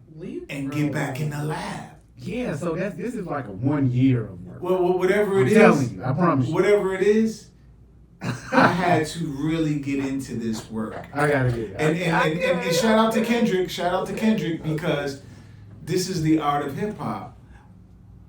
I'm pushing the lever. I'm putting out something that's gonna let everyone, all my contemporaries, know that I'm putting in work.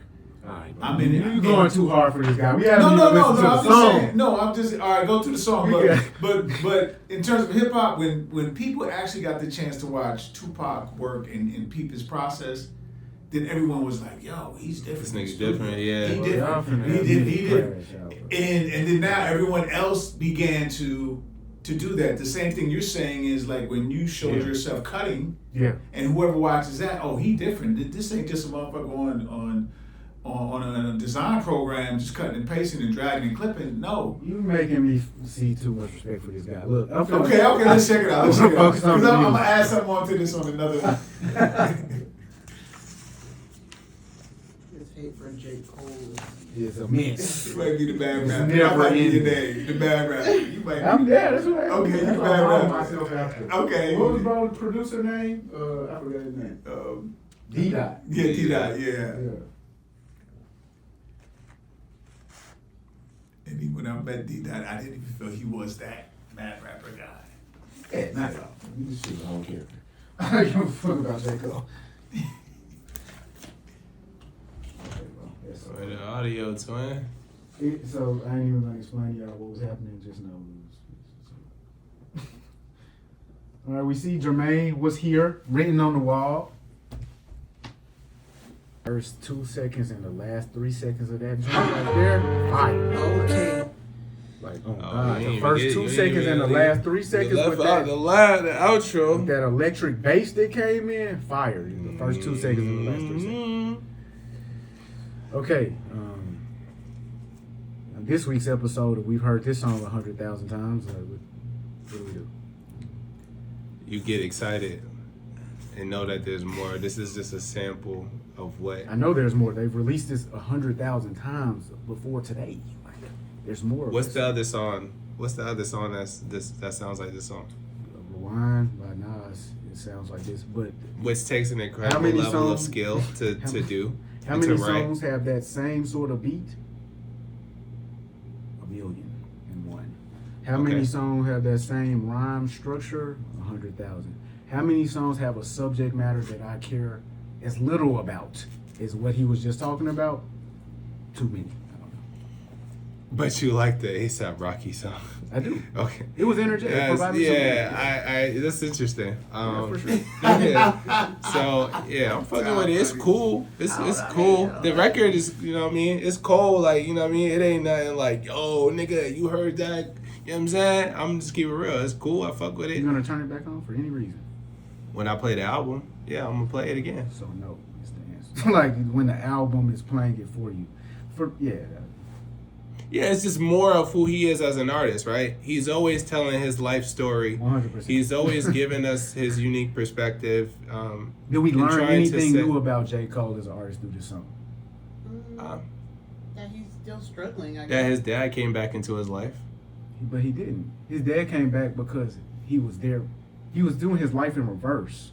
So his father left actually. Yeah, but now his father's back though. They've reconciled. He didn't say that on the song though. Yeah. Well, yeah, he said my dad's back in my life. Something. My Because he was father appeared back in my life. No, he appeared back in his life because his life is going in reverse. He was born. I get what you're saying, Yeah. but both things are. Oh, you saying It's like this- the duality of the Oh. record. Like, you know what I'm saying? Exists. Too deep for you. Too It's- deep, it's nigga. not- it was a Pause. bar. It was a bar when he said, "Do I?" Do I? Yeah, because I that's do. backwards. I do. I mean, I it's do. good writing, but what I'm saying is, It's it great writing. It was not entertaining. It's great writing. Okay, it's So great are we writing. all to, are we It's to extremely expect good writing. great writing from J. Cole, not necessarily something that sounds new. But he not got- necessarily. I just want to. Wait, was that a question? Was that a question? Or is It Do you was really like a the song? question. Do you? I mean, about this song, it just made me want to hear the rest because maybe that was an intro. Yeah. Nah, this disc 2, track 2. Oh, Yeah. So how do we know that? that's the name of the song. Oh crap! You're a J. Cole. You're a J. Cole fan. So I like, am a J. Cole fan, but I like J. Yeah. Cole live. I like J. Cole as a person as you like well. him live. So And he- I like him. J. Cole. I like the people that he has up under him, like the J. Earth Cole's the Gangs, most ordinary. the people that he works with. But he just, to me, J. Cole always gives me like spoken word on a beat. I have to agree with him that I heard that beat before. Yeah, The sure. beat- I've heard it too, but it doesn't Like 100,000 times. Okay. No, it's almost like the exact beat. Like It's I don't like- know. That kind of annoyed me just Yeah, now, right, and I right, was right. hopeful. I was excited. Like when you said J. Cole, I was excited. Uh-huh. I was And excited. I really when- loved the visual. I loved the visual. I thought it was amazing. But I did feel like the flow was like, okay. This is This classic J. Cole. Like 100%, bro. But That's then that's that- a fact. I'm not saying J. Cole is This bad. is classic I'm J. just Cole. saying that this made me want to hear the rest of the album to see where he was What's going. the Because when we were on our way how to- he's switching? How he I got gonna a switch question. it up now? I got a question. If this is your best work, did Did this make you think that this is his best work? No. Honestly, his best work. Nah, I was wouldn't when say he that. dropped I wouldn't. No, Not this record alone doesn't make me feel as though this is gonna be his best work. What does it make honest. you expect from the album? Do you expect like something new or like energy? I expect provided? more of what he's given to the game. And so, how could that be his best work? It's just lackluster, if bro. he It's like, if he takes his lackluster. pen, if he takes his pen to another level, how You know he's what I'm saying? already reached the top level according to himself, According to you, just now, the that's best in the no, three. that's hard. No, that's a good question. Bruh. How can this be his best album? He can take us nowhere new through writing better raps. That's J. Cole's problem, and that's all he want to do. But but we're not gonna sit here and act like he don't got slaps still. I'm not saying he doesn't really have slaps like That's that. cap. I think Middle Child is his biggest slap. Yeah, it is. It is, and it's not a slap, bro. It's like they're playing that in zero clubs. Okay. I mean, but it's like you might Or as he well got fall hit. off. He got bro. hit still. What he said to introduce the fall off. How can somebody? Why is the question y'all are not asking is how did somebody become this famous in the first place? You're 100% right, J. Cole. You have given us everything that we could possibly find interesting about you, and now you have to fade away. Because there's literally no more that you want to provide of interest to us. You don't want to create a storyline. You don't want to become a character. And your job is an entertainer, not a poet, bro. Sorry to break it to you. You're not a poet. What? You're a rap That is entertainer. Anti-hip hop. It's not. So what is bro. Wale then? Like, what is if Wale's a poet and he's a rapper? They're both. Wale is a disgruntled person who hasn't been in the mainstream for years. Well, That's that- what Wale But that is. isn't. He's a person who hasn't really understood how to entertain us. Kendrick has done this amazing thing where he can stay away from truly entertaining, but captivate us. Drake is entertaining us. Facts. Straight up. Like, I'm going to just entertain niggas constantly. Facts. These streamers, I'm going to just entertain it. J. Cole is the guy who literally just said, I don't want to do it, I'm not going to do it. But the thing is, that's what made him. That's how he got here, by being the most relatable mainstream rapper. Niggas could point at J. Cole and be like, "Damn, like I grew up in a neighborhood like that. I played basketball. We've I had was this good." conversation Like, before. What's entertaining about it's what you saw relatable. every day? Relatable. Well, you know, Niggas yeah. want to kill themselves from looking at the same basketball So- goal every day. Damn, I wish I could go to Dubai, but I look at this fucking rusty rim. So how are you? Again, well, this is what I would say. I have never been entertained by J. Cole. I have always been able to see you have really good rap skills. As far as being entertained by you or being introduced to emotion through you, it's a I've been wash. entertained. I've been entertained. Like, you know what I'm saying? Like, yeah, I've seen him Definitely very seen him heavy in on concert emotion. a couple times. Dreamville was incredible. You know, the last one that they just had. That was, you know what I mean? So the guy's an entertainer. You know what I'm saying? Okay. It just doesn't. It seems like it doesn't resonate with you. But how you feel about It's the like- record? How you feel about? How you feel Does this about the change record? how you feel about Cole? Like for Cole, I'm still trying to connect to who he is. I think he is too, That's what we all do. One thing about bro. Yeah. the hip hop game, and as you get older, bring more of your growth in life into your music. You know, I think, you know, not to jump over to Nas, but when Nas went through the divorce and he came out with the album with Life is Good. Life is Good. The joint with the green dress on the front. Yeah. Khalid's bad, by the way. I just have to. That album was good. Yeah, but it was more Yeah. about him as a person going through his The life. evolution of Right, it. right, divorce and things of that nature, and then branching off to different type of genres of music to create hip hop with that. J. Cole, I'm still trying to feel that growth in him. He does have a lot of good ideas, and he's very cerebral. Yeah.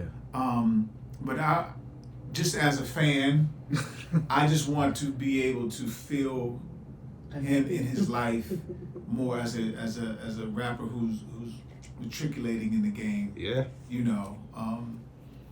So yeah, but I'm hopeful for the album. You know, this is probably a little tease. They probably threw this out.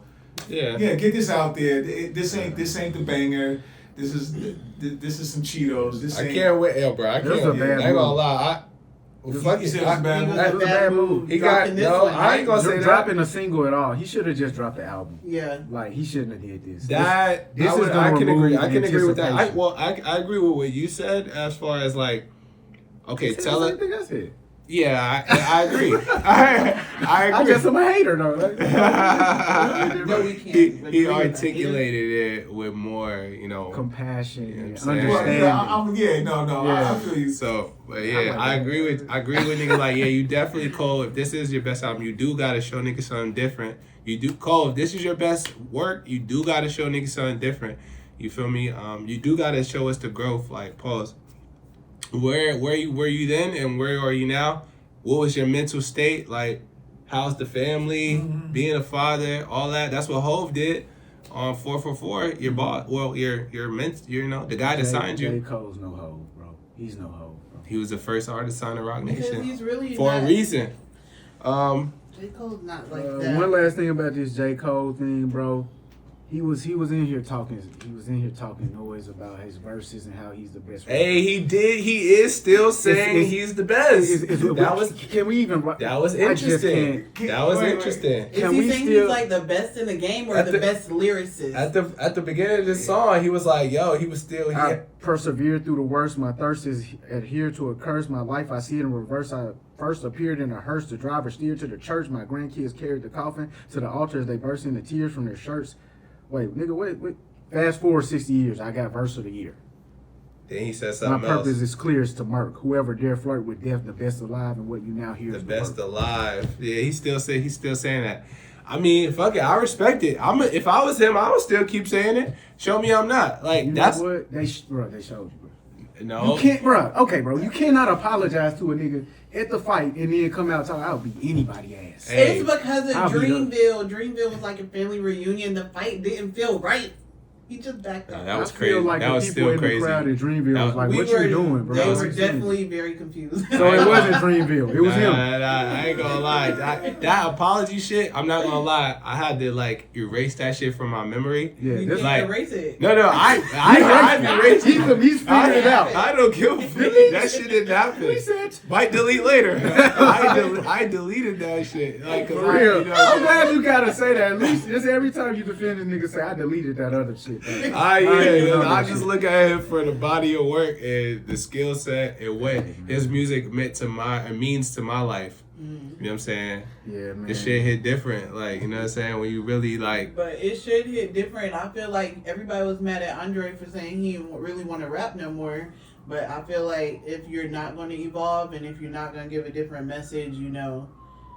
I can think that understand. might delete later. He had some totally different records on I that actually project. like that. He had Central C on the album. Bro, Yeah, J. like Cole is really a mixtape rapper that was blessed by God. Okay. To meet Jay-Z one day. He's really a mixtape rapper. Like, all right. He's really for the underground gut. Like, he really should be in the same For category like of a grown shy streets. high and So- like When just does the rapping. album drop? February what? February 6th, 2/6. And I think,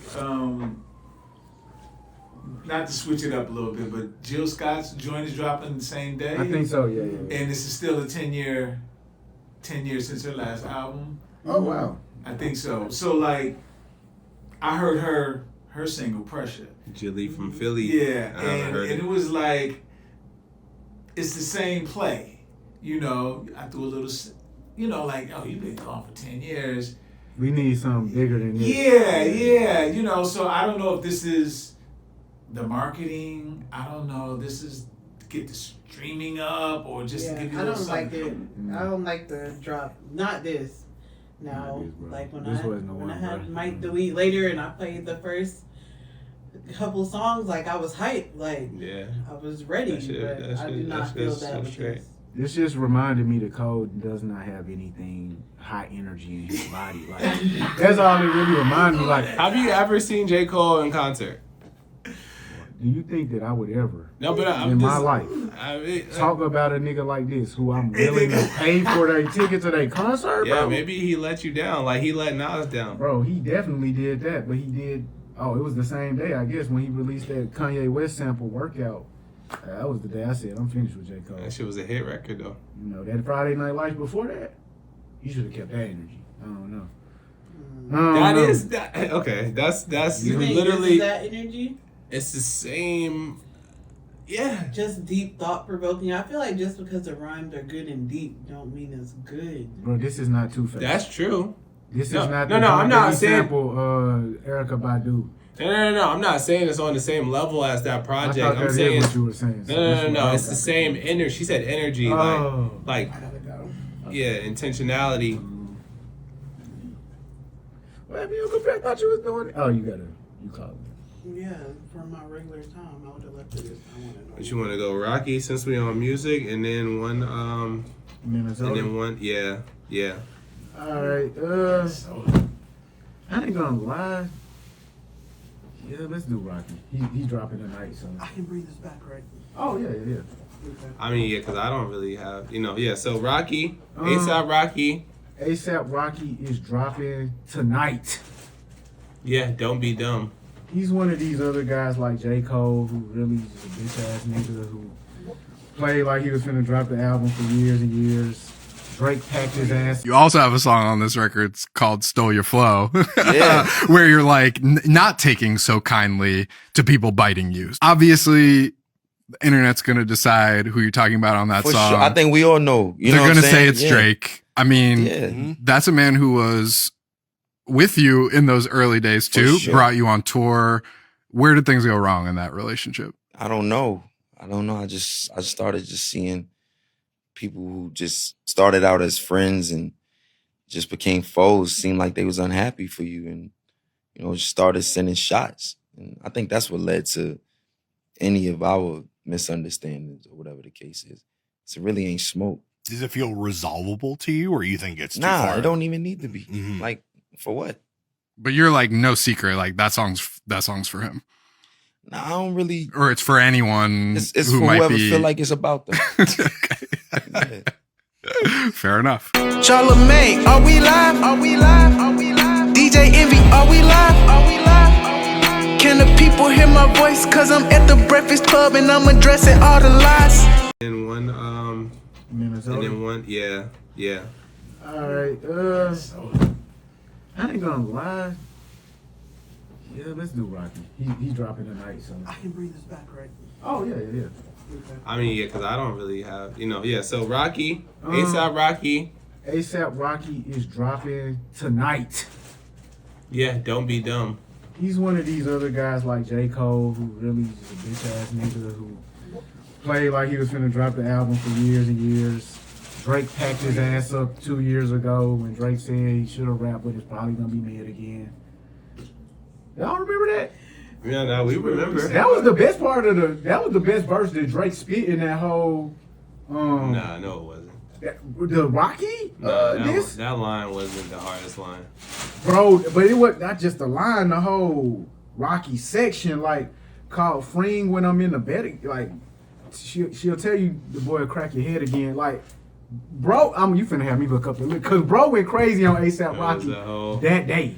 Okay. That was the best part of the diss Family Matters. But now Rocky has returned. He's the freshest nigga in the game. He's married to one of the baddest bitches in the game. He's one of the most creative guys in the game. Facts. You're a legend. You're idol.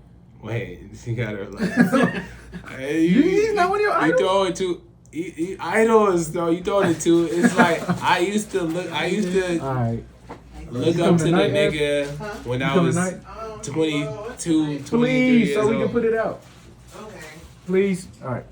Yeah, I ain't gonna say I wouldn't put him like up there like that. It was like because it was a very brief period of time, like 1 to 2 years in 2012 to 2013 Bro, or you something. ain't got a cop a plea, bro. Just. Well, it's okay, bro. I was like, I like how he dressed. Like he putting niggas on the new brands. Bro, I was a disciple of Rocky, bro. We know that Rocky one of them guys for brown skinned boys like me and you, bro. Brown boy magic. Bro. Flacco. Big, pretty Flacco. So look, here's a question. When rappers drop a rock song, how do you feel? I feel initially a little disconnected. Mm-hmm. You know what I'm saying? Straight up. And then I just try to appreciate the art, you know what I'm saying, and the idea that you went outside the box. But it's not hip hop, so I'm like, there's a little disconnect for me. Yeah, I feel the same way as you. I try to be open-minded to it, but for the most part, it's probably not going to be my bag. Yeah. So I just write it off. Yeah, so he did release Punk Rocky, the song and the video. I'm not going to play the whole thing, just to play a little brief snippet so we can get some understanding of where ASAPROCKY is trying to take us in 2026. So this video featured Danny Elfman, Winona Ryder, and a couple of more 90s notables. Wait a minute. That's a different song. That's the other joint. That's Helicopter. That is Helicopter.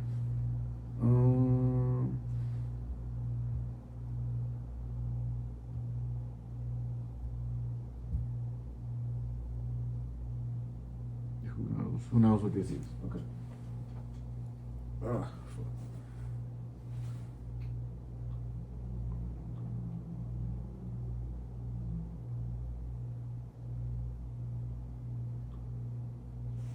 Or do you want to play Helicopter?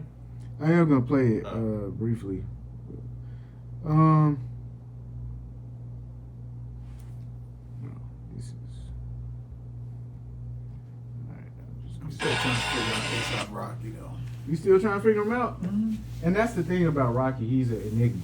Yeah, he's when they came out with the whole ASAP family thing in the beginning. Yeah, they had a nice little movement with the Shabba ranks and the energy. And you talking about when Yams was around? Yeah, and then it just kind of like, what's going on? And then he pops up with Rihanna, and then it's like, oh, you that guy? Oh, you the fashion guy? Yeah, he's that guy, man. He's just and I think whereas you were just talking about Cole not knowing who he is, it feels like to me Rocky knows who he is. He just doesn't tell everybody. That's the vibe that I get from him. He's more of a enigma, somebody who's kind of aware of all worlds and just trying to fit into them. But I'm gonna just play the song because the video I don't think is that important.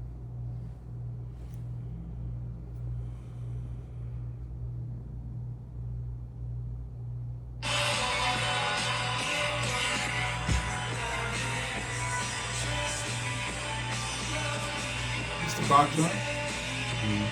Yeah, this is his. Yeah. This is the different worlds he's in. This is the little model world, the little European dungeon club it's world. Like ASAPROCKY want to let you know he hang out with white people. Yeah. Like, and I'm from 125th. You know what I mean? Yeah. But I'm really Harlem for real. Yeah. And for whatever reason, he gets that pass. But I will fuck you up. Yeah. Well, I know some guys that will. Yeah. That's a great analogy. Yeah. And that's called freedom. For real. That's called real freedom. That's called artistry. That's called I'm an artist for real. I'm an artist for real. Well, I say freedom because coming from where he comes from, I get to be these different things and express myself differently. Facts. And I think to some of the things that we were talking about earlier is that we don't always, as black entertainers or black influencers or black creators, walk in that freedom, and it takes a lot to walk in that freedom, Yeah, it does. And it's easier to be like, I'm gonna stay around the way. I'm gonna stay on the west side. I'm gonna stay in my Bankhead. I'm gonna stay Edgewood, right? And I think the artists that have been able to do that, we see a lot more of their creativity and they have more mass appeal. So when we talk about awards, like we were open up with talking about the awards, I could do all this shit. Yeah. You know what I mean? And I think Teyana Taylor kind of spoke to that. ASAP kind of speaks to that. And Rocky represents that freedom in a lot of ways. He takes his time with his music. He bounces around from medium to medium. He can remove himself. I'm putting out a movie. I'm doing clothes. One day I'm doing I'm in an album. I'm at trial. I'm at trial. I'm a father. Save some time for the streets. I get arrested overseas. I'm a, creative director. And that's an eclectic life. Like if you talking about living. And it eclectic was the exact word that I was gonna use to describe him. It enables him to really remove himself from the spotlight. I mean, that and his girl $1 billion bank account. It enables him to really remove himself from the spotlight, as opposed to a Drake who has to kind of constantly stay inside of this character, stay inside of this world, and keep releasing music constantly. It allows him freedom that's kind of different than a J. Cole, because J. Cole is so busy trying to convince us he's black, he never represents any part of whiteness. And it's like, Rocky has found this way to really truly express that artistry and move freely, like you were saying. And that's a great segue, because this is the third single or the second single that he's dropped from the project, Helicopters. It's not the rock song, it's the rap song. Okay.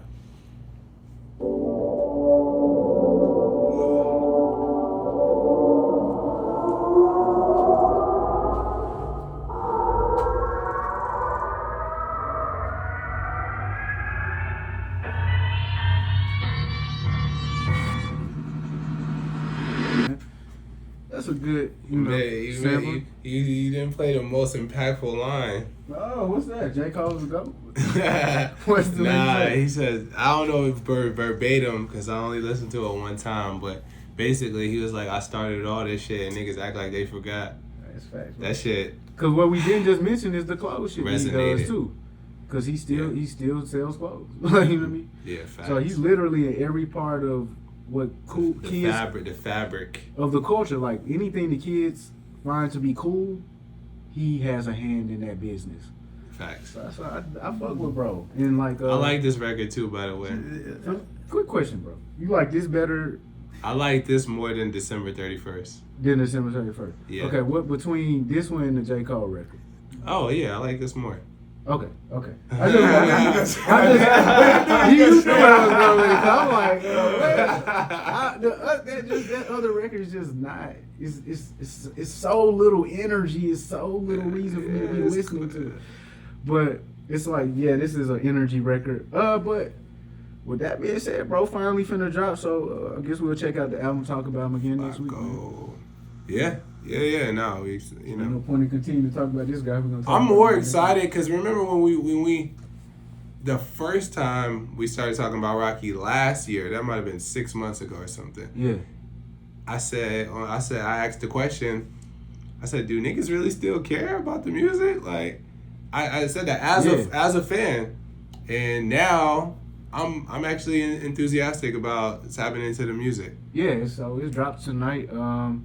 Again, it'll probably be another affair where it's like a few tracks on there for you, and then the rest he's in a whole different world. Yeah, exactly. But he's done that from the beginning though. Yeah, that's his whole thing. Yeah, and so I just like the bravado. I like the arrogance, the cockiness. Sure. Like I like I'm that nigga. Like that's what I would be. That resonates. I think it's a throwback too to like the beginning of hip hop where guys started to cross over. You know, like he's done it. Yeah. He's done it, and he's done it with the bravado. He's done it with the street flair still. Yeah. You know, and now I make a rock song for that crew. Mm-hmm. I got a little banger. You know, I did a joint with Spike Lee. You know, I did a little acting. Like he's, you know, I remember back in the day when Missy got Pepsi as a sponsor, I think. That was a big damn deal. Yeah. You know what I mean? And 2026, look at what the game is doing now. You know, like he's touching a lot of stuff. Yeah, nah. We just talked about Uzi Vert doing a collab video with Vogue. So we're at a different level now. Yeah.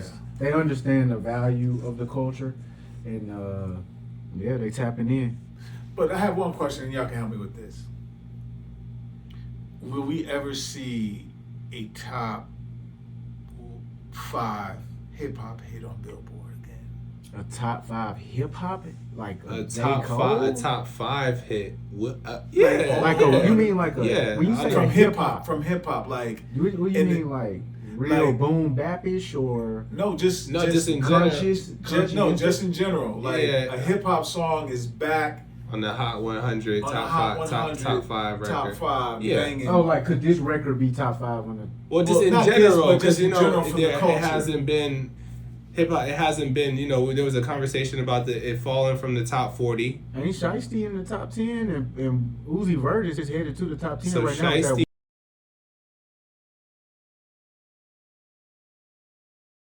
Let's take 1 minute to tell them to like, comment, and subscribe, and we're gonna put that behind every single video, or in front of it, one of the two. So I'm gonna say like, you say comment, you say subscribe. All right. Thanks for tuning in, guys. Like, comment, subscribe to the Heaven on Earth Society podcast. Boom. I actually lived in Minnesota. I have a friend who's in the middle of all of this. Oh wow. That's going on there. Oh, you should die. You know, so That's how you know. When we get to that point, that's how you know. Yeah, so wrap it up. So it's interesting. It's interesting what's going on. Yeah, so I guess people know what has happened. At this point where I don't want to be disrespectful. A woman was killed. Renee Good was shot and killed by an ICE officer, right? As she was driving off. Been a lot of controversy around that, right? Whether the officer's actions appropriate or not. And Stephen A. Smith had comments on this, after that. He definitely did. Let's take it back a little bit further than that. So a couple of weeks ago, a YouTuber, I can't remember his name, did some sort of investigative journalism. Do you guys see this? It was apparently uncovered Somalian. Oh, the Somalian daycare thing. I'm very familiar with that. The Somalian daycare thing. Apparently that was in Minnesota. I'm not sure if following that is when the ICE crackdown occurred, or if ICE was already heavily stationed in Minnesota. But that's when I started hearing about Minnesota and then ICE involvement due to foreign citizens. And so fast forward a couple of weeks, what you just said occurred. Renee Good is involved in a traffic stop, or she was just blocking. She was trying to block right ICE from being able to proceed. She was trying to block them with her car.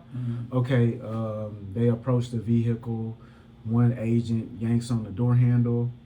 I think he told her to leave or get out of here or something like that. She was leaving. And the other agent approaches from the front. She takes off. Another angle shows that she makes contact with that agent's body with her vehicle. He shoots 3 shots. We see her car slowly roll into another car. Unfortunately, she's passed away.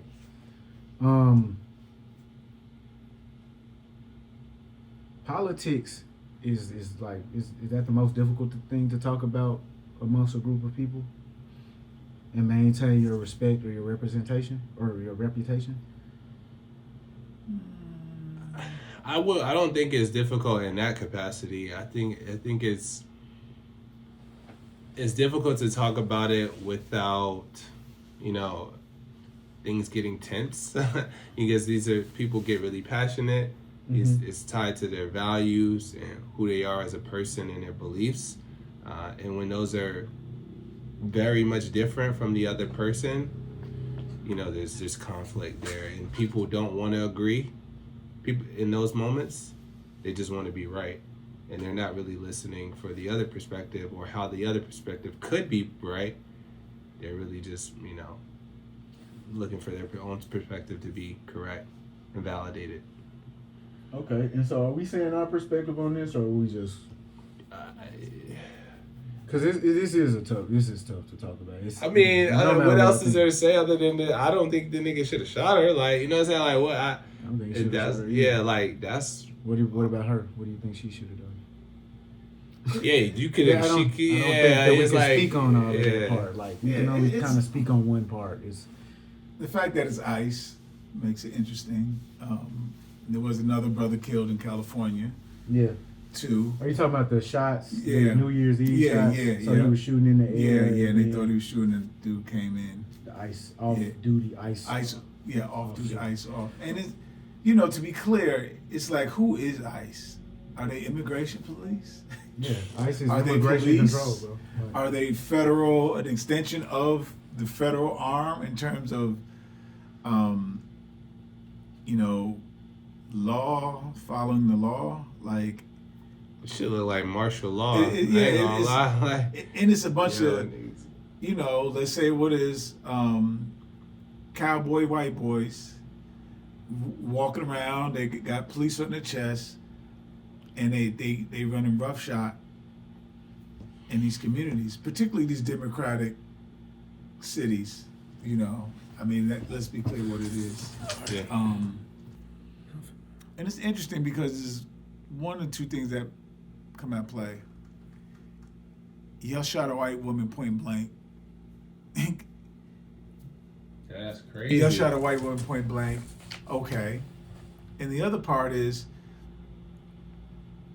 what's the reaction? Because I know if that was a black woman shot like that, I think the energy would be a little bit different. I think so too. And so more of, I don't even know how to phrase the question. How so different? How so? Because it ties into. Well, I guess what do you think the reaction would be? Like more angry? It'd be more outraged? angry, and the fact sure. that 100%. the understanding that even Renee Good was trying to leave this situation. You know, she was trying to leave the situation. Yeah, whether she was leaving in a timely way, whether she was leaving the way they wanted her to leave, you know, that's debatable. But if that, we know that very well. We know that as, you know, somebody being choked out by the police. It happened in the same neighborhood where the brother was killed a couple of years ago. You know, also in Minnesota, they just shot 2 senators. Yeah. You know, so like there's some deep political stuff going on in the state. You know what I mean? Yeah, it's approaching a point where The governor is not going to move forward with this campaign. It's getting to Civil War point almost. Like my wife was saying that. She keeps saying that. I was like, why are you saying that? Like, because it is. I was like, well, what does that look like then? This is state versus federal government, bro. Like, and if the state, if the federal, like, cause, bro, you can't, like, this whole I can do whatever I want to do aspect of things. I'm looking at it from my lens, and I understand, bro. I'm sorry. Okay. You had the Stephen A. clip up before that. Yeah, I was gonna read this. So here's the question: how did Obama? They called Obama the deporter in chief. That real? Yeah, that's real. How did Obama successfully remove 3 million non-citizens humanely? No ICE, no violence, no fanfare, asking for a friend. That's a legitimate question.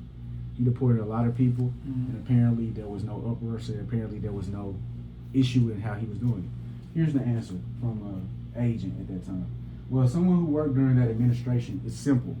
All the sanctuary cities, including mine, cooperated fully with ICE and Homeland Security. They gave lists of all the undocumented kids to my agency, and then ICE came and got them. So this is in fact politicians' fault because they pick and choose who they want to cooperate with and make things worse. So that's how it happened previously. The politicians were cooperating with the federal government. According to this post. According to this guy. Do you have other information? I don't. Okay, so we just leave it. But I don't know. The whole racial. But we do know that 3 million people were deported by Barack Obama. I never looked that stat up, but I'll take it as a fact. Well, I can verify that. This, I don't know who Chino Rocky is, so I can't verify anything he's saying. I can verify the he deported a lot of people. So I mean that sounds about right. More than any other president. Right. And so this is how it was done. ICE was created in 2003. It's not new. The first time that I heard other lay people talking about ICE was when 21 Savage was arrested by ICE and returned to London. So I think and then Hov got him out. Shout out to Hov. Shout out to Hov. I think that was everybody, a lot of people's introduction to ICE, and so they thought it was like a brand new thing. I agree, but this tint that he has on with this white nationalist tint on it makes it feel repressive. Even though Obama was probably more oppressive in deporting people, but this feels just a little bit oppressive in terms of how it's being logistically carried out. Okay, and that's where I come to your side. What happened with Renee Good that day should not have happened. I really do have to say this, and I hate it so much that I'm the person who has to say it. She should not have been there, just straight up. Playing superhero, doing whatever you're doing. That's not your job. I will encourage anybody who thinks it's their job to stop law enforcement from doing anything, don't do that. Because like no court system in the world is gonna take your side. Right. Your friends and family. What did the dude say? The black dude. I know he was doing something illegal. Okay, bro, that's where you gotta stop. I hate to say it. She should not have been there. That's what it is. Yeah, yeah. And if she was asked to leave prior to that, she should have complied immediately. The fact of the matter is, those guys have a split second to make a decision, and that is their training to shoot for body center mass. Now, do I support what happened? Of course not. I'm trying to figure out a scenario where everything goes perfectly in that situation and blame goes to neither party. And that's my struggle. My struggle is how do we get people to the point where we stop internally fighting. Citizens should not be fighting the protectorate of the citizenry. That should not be happening. So why is it happening? Because the citizens feel the process in which they are operating is unjust. And to be clear with you, there is injustice. There's injustice in the world. That's a full fact. Does anybody know what was occurring at that point in time that she was protecting? I don't know why. I don't know the magnitude of the situation of Well, why. I mean, her voice is ringing out right now through her death. And we don't even know what she was there to say. Right. But I at the end of the day, genuinely don't understand, what are we as a society doing? Police and citizens. What are we doing? At the end of the day, it's a morality thing. You pull the trigger.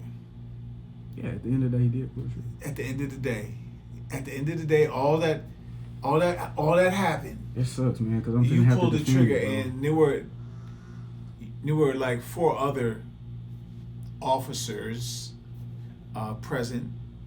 If you get hit by a car and your hand is like this on a gun, involuntary reaction at all? Nah. You shot. And you wanted the body, man. He want, and so wanted the body, that's man. where it gets to. we're speaking. I don't know what he wanted. I don't know what any of those. I don't know what she wanted. Did he have to do that, though? He did not have to do that. Did he have to do it? Look, here's what I will tell you. I'm Have you been hit by a car? I've been hit by a car. I have been hit by a car. I've been hit by a car too. And so when you get hit by a car, what's going through your head? Well, I was on a bicycle. I was on a bike. I've been hit by a car like 3 times. But whatever's in my head isn't like it's not about I'm not fully in control of my mannerisms or my bodily reactions. Did he get hit by the car? He didn't get Like that's what we. I mean, you should probably watch the other video. He did get hit by the car.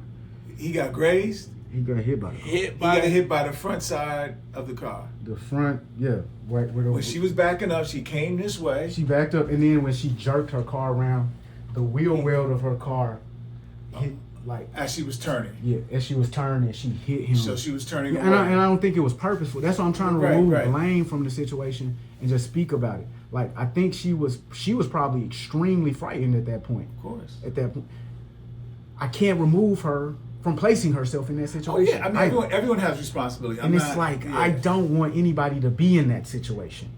I don't want anybody to be in that situation because the fact of the matter is you don't have the training. You're not a military soldier. you don't have any plans or instructions that you're carrying out. What are you doing? Who are you protecting? There were no Somalians that came out and said, thank God for this woman. There was no individual that came out and said, I'm the guy who she was protecting. She was trying. Well, let's also look at it. You're a white woman. Okay. You have a little bit of arrogance and ego due to my own protected status. What's the word? Entitlement to be there. Yes. And entitlement to confront law enforcement in that sense. What do we normally call that type of person, gang? Karens. Do we normally protect a Karen status to Karen on? Keep Karen. But the thing is, you know, because she was Karening for another person. Whatever she was doing, I don't get it. Like whatever she was doing. However, for me, I gotta sit this one out. Yeah, you know what I mean? And that's where we get. That's why I gotta sit this one out because it ain't me. Started. It ain't me. You know what I mean? This is y'all beef. You know? Okay. Oh, like as, you said she got as the individual. That's what I'm saying. No, as the individual, sit this one out. That's what you're saying. Right. No, as a black person, I'm sitting this one out because. Oh, okay. Because this conversation. Okay. Yeah, because it's like. Wait. You saying that the black community kind of has to stay out of it? We would not. We not. That's not our business. That's none of it. Yeah. And that's where I'm kind of at. This is somebody. I feel you. Specifically, if she wasn't killed and there was a black person standing there, we would say, "Bitch, get out of here." What are you doing? Right. Like, but because it's an ICE agent that killed her, and again, we still have to say, "ICE agent, what are you doing, bro? All of you guys."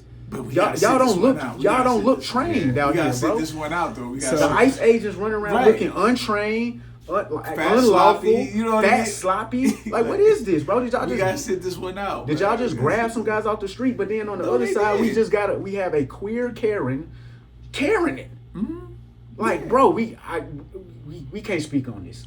That's what I'm saying. So, I'm gonna actually put this at the beginning of the clip. Like, black people can't even speak on Minnesota right now, because it's like.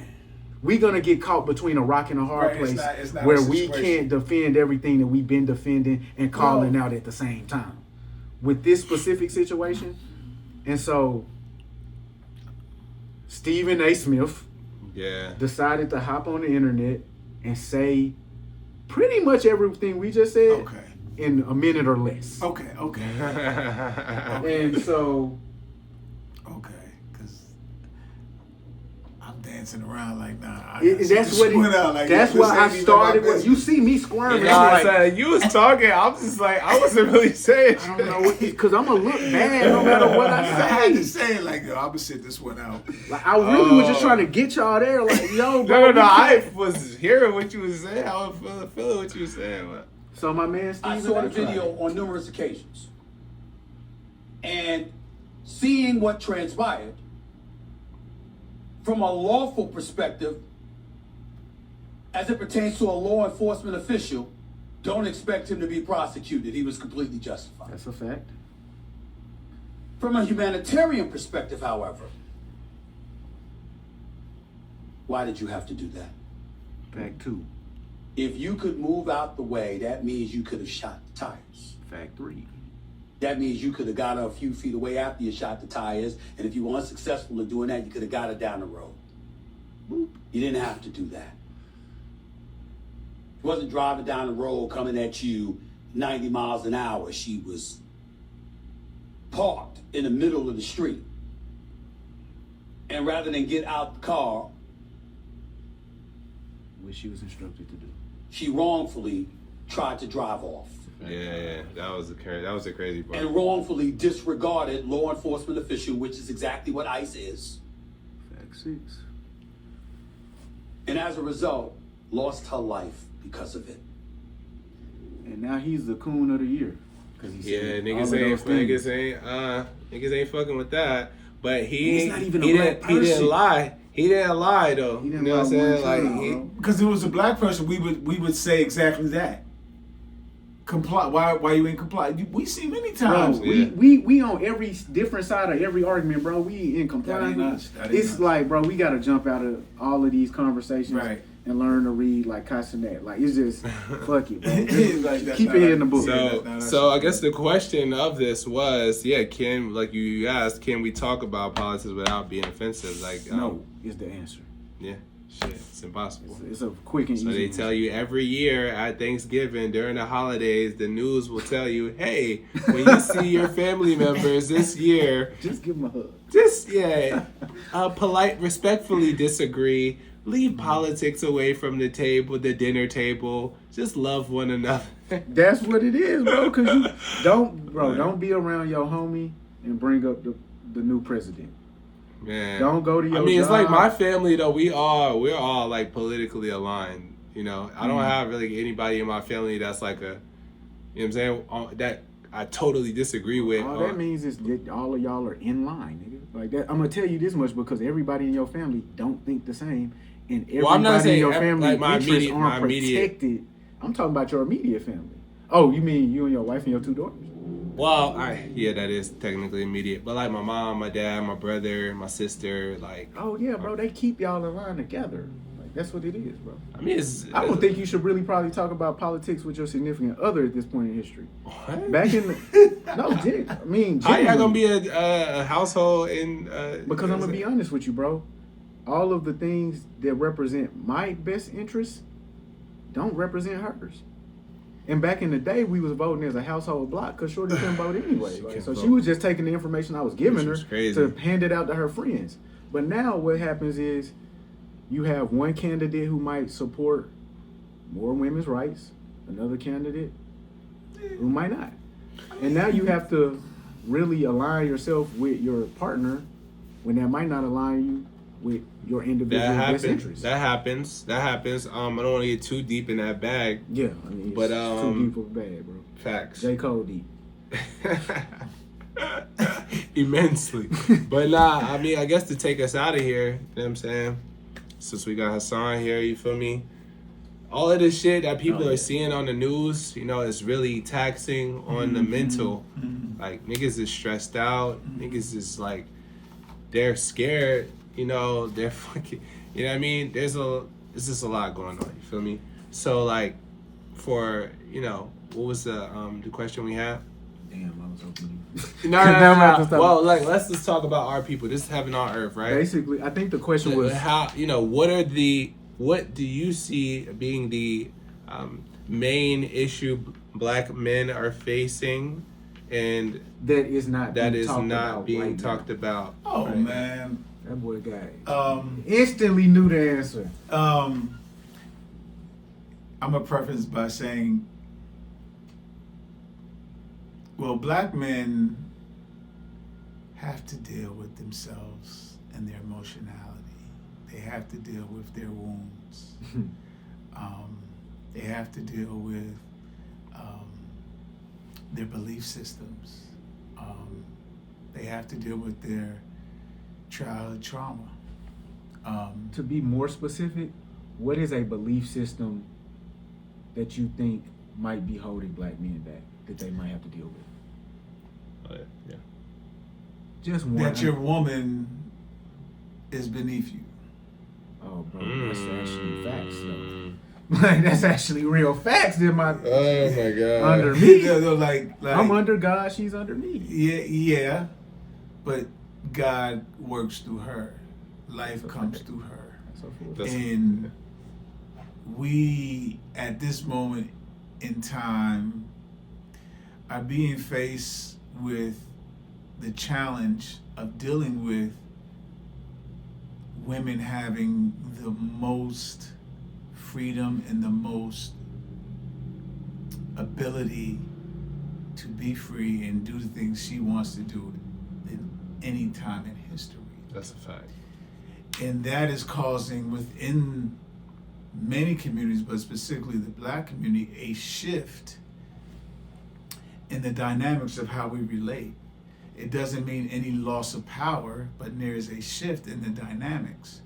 So, is there anything that you have personally done to address that within your relationship? Yeah, I gotta be accountable for all my bullshit, you know, and in a way that is not I'm not pointing a finger.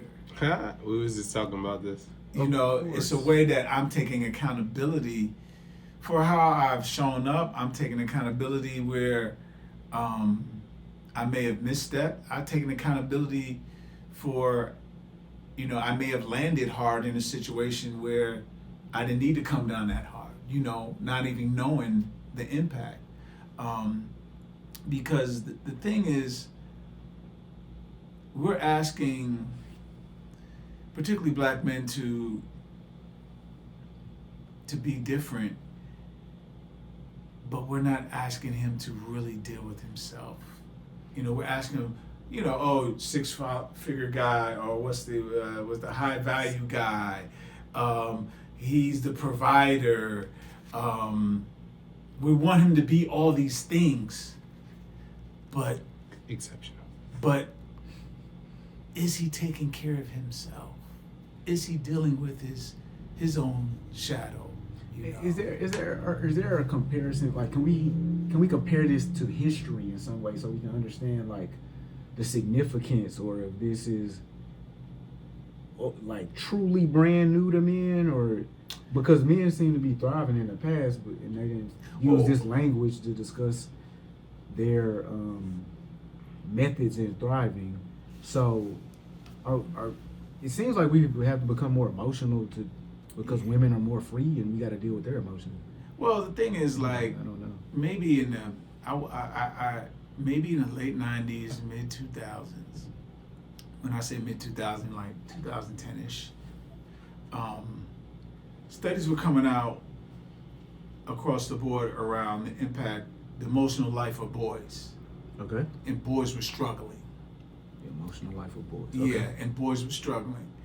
And this is documented. You can go look it up. But now we're men, you know, and we're dealing with our counterparts' ability to be bigger in their existence, you know. And the thing is, she still needs us, but we need to be at a different place. Like, it's okay. It's like we're putting in floppy disk. But at we're that point, using floppy disks. You know what I mean? We have to update our system. Aren't you putting all the onus on men? I'm talking about black men only. I'm not talking about black men in relations to anybody but themselves. Well, because we are talking about black men in relation to their woman, so it would seem like at this point we're putting all the onus on the man to bear the weight, the emotional weight of the relationship. And if we're asking men to make the changes because women are changing, that is the reason why men have to change, because women are changing, according to what you're saying. At what point is maybe some of the changes they're making not in the best interest of the black family or the black woman or the black, you know what I mean, black. Well, then we get into you're not supposed to do this. I'm supposed to do this. You know. What if that's just the truth? What is the truth? You know, I mean, we you know. Well, because I say this in this respect. We talked earlier about Christianity, the church. Well, within Christianity, it's laid out the relationship between man and woman. Yes. You know, and people agree or disagree, but they refer back to that as the way man and woman should be if you're a Christian and you're living in that life. Mm-hmm. You know, what poses the question is, many times, is life is much different. You know, life is different. We black men have to really get into their emotionality, because our suicide rates are, you can see it. It's what if that's because of black women? Upsetting black men are committing suicide because of black women? That was a joke. You know, and you know, but on the real side, there's a lot of black men that hate black women. I mean, there are a lot of black men that hate black women. Well, yeah, but I'm talking about black men. I'm not talking about black women. I'm talking about us. Has history proved to us that a man is better off when he's very close to his emotionality. Has history shown us that, or is that just something that, because it seems like a new assertion that kind of has been tested at this point, and it's not proven to be true from my vantage. Okay, but because men are dwindled, like men are struggling after they enter emotionality, after they stop reviewing logic and the world as they understand, they try to enter into this new world of emotionality. That's when the struggle seems to actually start. Of course, because he doesn't have the skills. So if you were able to stay inside of your own world that many people thrived in and groups thrived in because of the world that certain men were in, like great leaders, masculine men, like wouldn't that indicate that perhaps the emotionality of it all? But Like, that implies that masculinity, that emotionality diminishes your masculinity. Right. It does. No, it doesn't. It doesn't. So what diminishes your masculinity? Nothing, because masculinity is... Nothing diminishes your masculinity. No, because... Femininity does not diminish masculinity. Something has to diminish masculinity. And so if there's a balance. It's a balance. I get that we're in a world where everything is accepted and open-mindedness is really truly closed off to thinking, actually. Okay, so let's look at this. Let's look at it like that. And this is going to be a crude example. Okay. A crude example. Caleb Williams, the quarterback for the Bears. Mm-hmm. He comes out with fingernail polish on his hands and he's playing football, right? Yeah, for sure. The young brother for the 76ers, he has fingernail polish from on Duke. his hand from Duke, okay? Yeah, my boy Jared, got hoop earrings. Jared. I have mauve hoop earrings. Right. So, and these are not new things. And these are just different expressions of masculinity. They're participating in a masculine environment. And one of the things people began to question is their masculinity when their performance was not defeating to the goal, right? Well, let me ask you, okay, because we're talking about a style. And I had this conversation with my father, and I have it with myself now because I wanted to wear earrings. My father wouldn't let me, and now I'm grown and I would not let my son paint his nails, but maybe he would do that at some point. That's a style, not a behavior. To adopt a style may be a behavior, but the behavior of masculinity is a real thing. And the behavior of masculinity is beginning to become more varied. The behavior of masculinity is beginning to become more criticized. And so men are deleting parts of their masculine self. Is it really becoming more varied? Because the things that we're adopting as men are just feminine. They're actually simply feminine. You know, it's interesting. You know, it's very interesting. We're defining masculinity based on this country. Is there any intrinsic benefit to masculinity that femininity does not provide that men need to hold on to in order to shape the world and balance the world? Because that's where it's a good question. That's where it seems that people are losing perspective. I can understand saying, hey, we need to learn about this feminine energy. We need to learn about emotionality so I can deal with my girl. I will know for a fact. So you can deal with yourself. Deal with well, yourself. But here's the thing. Me and my girl, we don't experience the same world at all. And I've been and so I learn about what she experiences through the world, not so I can experience it. It's a hellhole. I've seen it. She's in hell. What I do learn about that for is so I can figure out how to bring her out. Hey, baby, this is what I understand you need at this time. And whenever she tries to provide any of those things to me, I really don't need that. I need what I need, actually. What do you need? Okay, so me and Tav had this discussion. When I'm in a moment of frustration, I need to go over there. I don't need a hug. I don't need a validation pat on my back. I don't need comments. I need to go over there. I need to clarify to myself, as my father taught me. We hug my sister, right? And I need to come back and communicate and have the opportunity to communicate so that I feel respected. And then I can move forward. What my girl needs is a hug, let's back that up. a positive comment. She needs a Let's gesture. hold on what you need. Let's stay with you. She needs her homegirls to know it happened. What is it about an interaction with a woman that you feel disrespected? For me, it's only clear disrespect. So, hey, I think you should think about, I don't think you correct isn't disrespect. You a dumbass nigga is disrespect.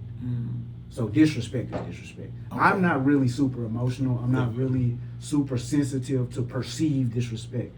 If you can see how I position myself around white people. The verbal. Yeah, it like attacks. Actually has to rise. The verbal attacks, yeah. Yeah, if you call me a dumb nigger, that's disrespect. Will I react to that? Maybe, maybe not. But if you say, hey, a lot of black people haven't had the same sort of education that I've had, and you're a white person, that's not disrespect. Okay. Like if you're focusing on a statistic or understanding of the world around you, you're not disrespecting. Okay. At the point where you are like you are actively violating, trying to violate, that's disrespect. Okay. And so for me, men and women actually don't think about the world the same. They don't really experience the world in the same way. And more than that, they shouldn't, in my brain, they shouldn't be seeking the same things from the world around them. Men shouldn't be seeking support from the world around them in the same way as women, because we are capable of moving individually. And if you understand... What you mean by that? Okay, so my boy right here doesn't need the help of his daughters. They need his help. He provides help to them.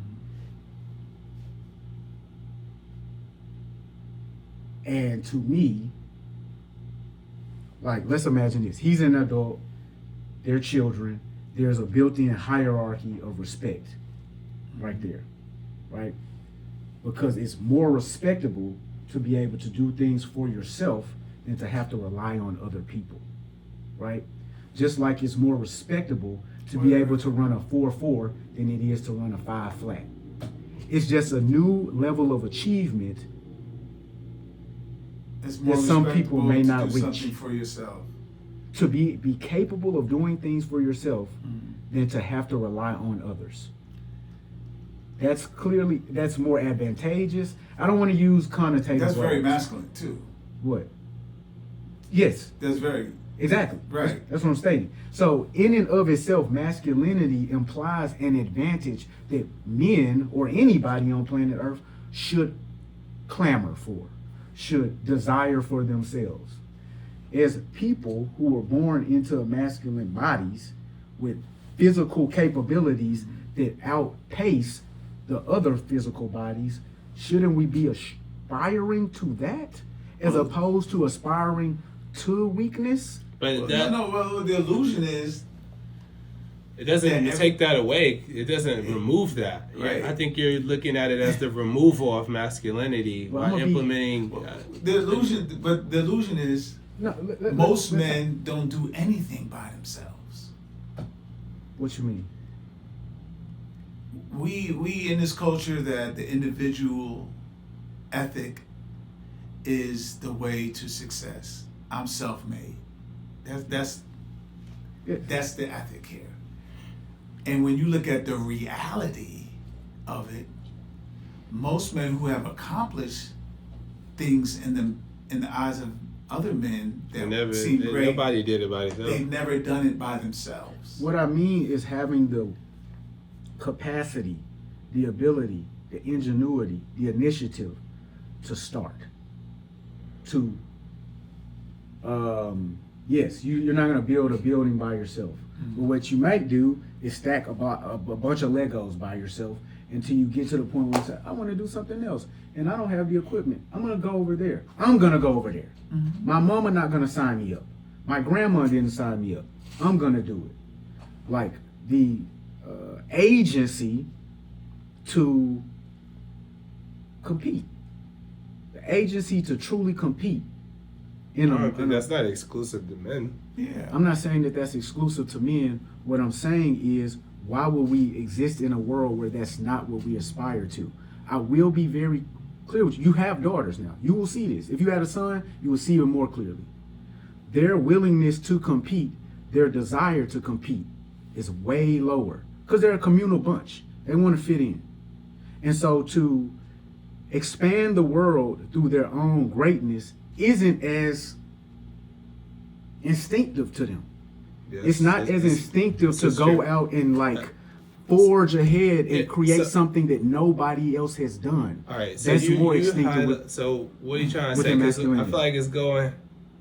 All right, so you feel as though that men need to, that do not need to add emotional tools as an evolutionary tactic, because in your assertion, it was not needed previously for us to be successful, and it will hinder us, or it's regressive. It'll hinder you right now today. It's not that the previous world rewarded this and the current world does not. The current world still rewards this ingenuity, this capability, this self-starting. Has it worked? Has it worked? It's worked for anybody. I don't know about that, because I know niggas like, feel me, like that was quote unquote masculine men that's going out hard working 3 jobs, being a provider, being stoic, being strong, and they were suffering. Okay, but they were those guys suffering are because still... they didn't have emotionality, they didn't have a vehicle or resources to express that, so they became alcoholics, they became abusive, they were depressed. What they didn't have was the logic. What they had. So here's what it is, because there's a lot of ego in that situation. So I'm not saying you should do anything through arrogance or ego. What I'm saying is you should prepare yourself and strive. That happens differently in merit-based societies as opposed to equality-based societies. Women are in equality-based societies. Everybody's a part of the group. Everybody should get an opportunity. Merit-based societies, the military, wherever you go, whoever displays the most skill will get the opportunity. Women are in equality-based societies. I don't know about that. The thing is, okay. So what is DEI? What does that stand for? We know what it stands for, right? Diversity, equity, inclusion. Okay, is equality a large part of that? But equality in what sense? Diversity, equity, inclusion. Is equality a large part of that? Right, yes. It is. That's not specific to women. Are you saying, like, what? Who is most benefited by diversity, equity, inclusion policies? Women or black men? But it's white women. We sound like white boys talking about affirmative action. You know what I mean? I might sound like Pharrell talking about affirmative, but he's a black boy right, who doesn't. But he thinks like white boys or something like that, and I do too. Okay. So it's just like that's where race leaves me, because these ideas, these concepts aren't racial. The idea that meritocracies outpace equality-based societies, we know these are facts. If we put somebody at the head of the team who's best at scoring points, we're gonna win more games than if we just point around and say, "Well, it's your turn now." Sure. I mean, you want to go meritocracy? Let's go there. What sport? We can go talk strictly military if you want. Let's talk sports. Let's talk sports. That's easier. Mm-hmm. So who's getting the ball the most, LeBron or the guy on the bench? The guy who has proven himself time and time again through effort, or the guy who everybody's going, I haven't seen nothing from him? But that's not based on merit. What do you mean? That's based on skill. That's based on merit. The fit on the team. Look, tell me a team LeBron gonna go to where he's gonna get the ball. Well, just look at the Lakers now. Tell me a team where Kevin Durant now. Is it? And Luka's getting the ball more because he's putting up greater numbers. And are they slated to be an efficient team? No, but the OKC Thunder is, and they pass the ball to my boy Shai Gilgeous the most because he's putting up the highest. They play team basketball. Look up they scored. Look up they. No, I know he's the leading scorer. So tell me who on the team gets the ball the most, and who's gonna continue to get the ball the most. But the thing is, that's meritocracy, bro. But no, it's not. There is no diversity in that. They didn't say the white boy didn't get the ball yet. Throw it over to him. But look at the role of his skill is valued, yes. But in that context, he's valuable. Alongside Jalen, what's the other brother? Jalen Williams. Jalen Williams. Jalen Williams is his back. Is his Rodman, is, for sure. His Rodman. Yeah. So you take him out the mix. Shea don't look like Shea. Bro, we understand that a team is powerful through having the appropriate personnel on the team. We understand that. What I'm saying is, and this can't even be refuted. Nobody can refute this. Sports is a meritocracy. It's literally about who won because they put forth the best effort. So I mean, there's literally no other way to look at it. So sports is a meritocracy. No, because if I put up 67 points and lose, what's the merit in that? Like I scored the most points. But you didn't because the other team individually I did. On your team, though. Right. You're on the losing team this time. And we lost. But if you were on the winning team. If I'm on the winning team and everybody scored in the same 2-3 point range, 15, 18, 20, and it's spread. So what is an example of a meritocracy to you? You look at the military. That's where you get rewarded. You get rewarded based on the things that you do. Facts. I mean, for the record, I do look at sports as a meritocracy. I'm sitting here listening. I'm trying to listen more than I talk. But I'm just bro. The thing is, even in sports, the teams that win, it's everyone's merit has equal weight. No, bro. See, I don't know about that, but okay. So here, you take Steph Curry out. Do Steph Curry off the? But that's the point. He's unequally weighted. Right. You could put another guy in. You take Clay off. The guy's exceptional. You take Clay off. You take Draymond off. You take Iggy off. It's different. It's different. So yeah, it's okay. So yeah, because I mean. The point, American, like, so we're talking about meritocracy as it relates to men. It's masculinity, and then the ability to go out and achieve something, right? The capability and the result or reward of that is indicative of masculinity, right? So the desire to go and achieve that is sometimes removed through emotionality. Think about the times. How? Because think about the times you post something and it doesn't go well. When you don't post the next time, that's because of emotion, not because of the game plan that you set a week ahead. It's the emotion that you're experiencing that's telling you. So we should be devoid of emotion. Is that what you're saying? So I'm saying you should be able to communicate with your emotion to the point where you overcome it. Well, that's what he said. How can you do that when you don't want to get in touch with your emotions? And you're staying in logic. I guess what I'm thinking about is when you're saying get in touch with your emotions, I'm thinking from the perspective of when my girl tells me that, what she's telling me to do. She's not telling me to leave my emotions. She's telling me to get in touch with them so that I could be there with her. That's valuable. I'm though. thinking that's about like, it from that's when you need to be a complete. But ask any real woman, she's gonna tell you, bruh, I've been around emotional guys. I actually need you to be far away from emotion while I'm there. I need you to be very rock solid while I'm at emotion.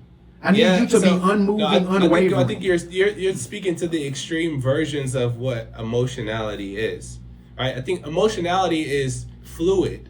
It's not one thing. Oh, I'm emotional or emotional. Like so. When we get into these words and we think that people know the nuances of emotionality versus emotional, well, I think we playing a weird game when we're trying to instruct somebody because a kid doesn't know the difference between emotionality. So if I have a son, I want my son to be in touch with his emotions. I do, and he will be, or will, whatever, God willing, be a masculine male. You know, I consider myself a masculine male. Right? I'm very much in tune with my emotion. So it's both, right? I have a masculine side. We have a masculine side. We have a feminine, right? And both play a role in achieving what we want to achieve in life, right?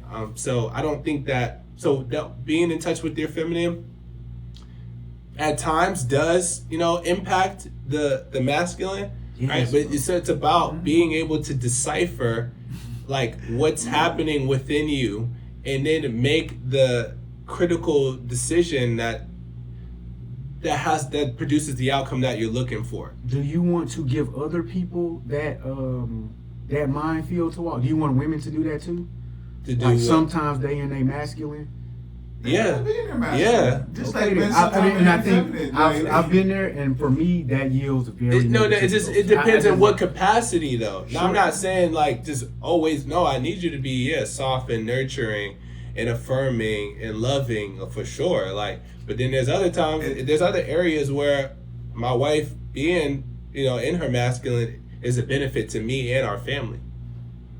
So it's a compliment. It's a dance. It's a dance. The whole shit is a dance. I mean, I feel that part too. So fluid. It's yin and yang for sure. Right. And the thing is, we are getting stuck on this idea of what masculinity is. But that's the part I can't go with y'all, because there is masculinity is something. All right, let's It be can't be this fluid thing where masculinity. But every male is not the same. But I had so I had an argument with ChatGPT one day, because I was really like, yo, you are weird. What ChatGPT does is it talks from every perspective all at once, and in doing so, it gives you nothing actionable. And so I was like talking to ChatGPT about masculinity, and I realized like it was coming with concepts about masculinity that I don't associate with masculinity. So I said, yo, is it considered masculine for a guy to paint his nails? And ChatGPT said, typically no. And I said, but wait, isn't that fearless and bold and daring? And then ChatGPT was like, well, it is. And so that's what we're doing with masculinity at all times, through the media and through different people's interpretations of it. It is not masculine to wear no motherfucking nail polish. It ain't masculine to put a skirt on.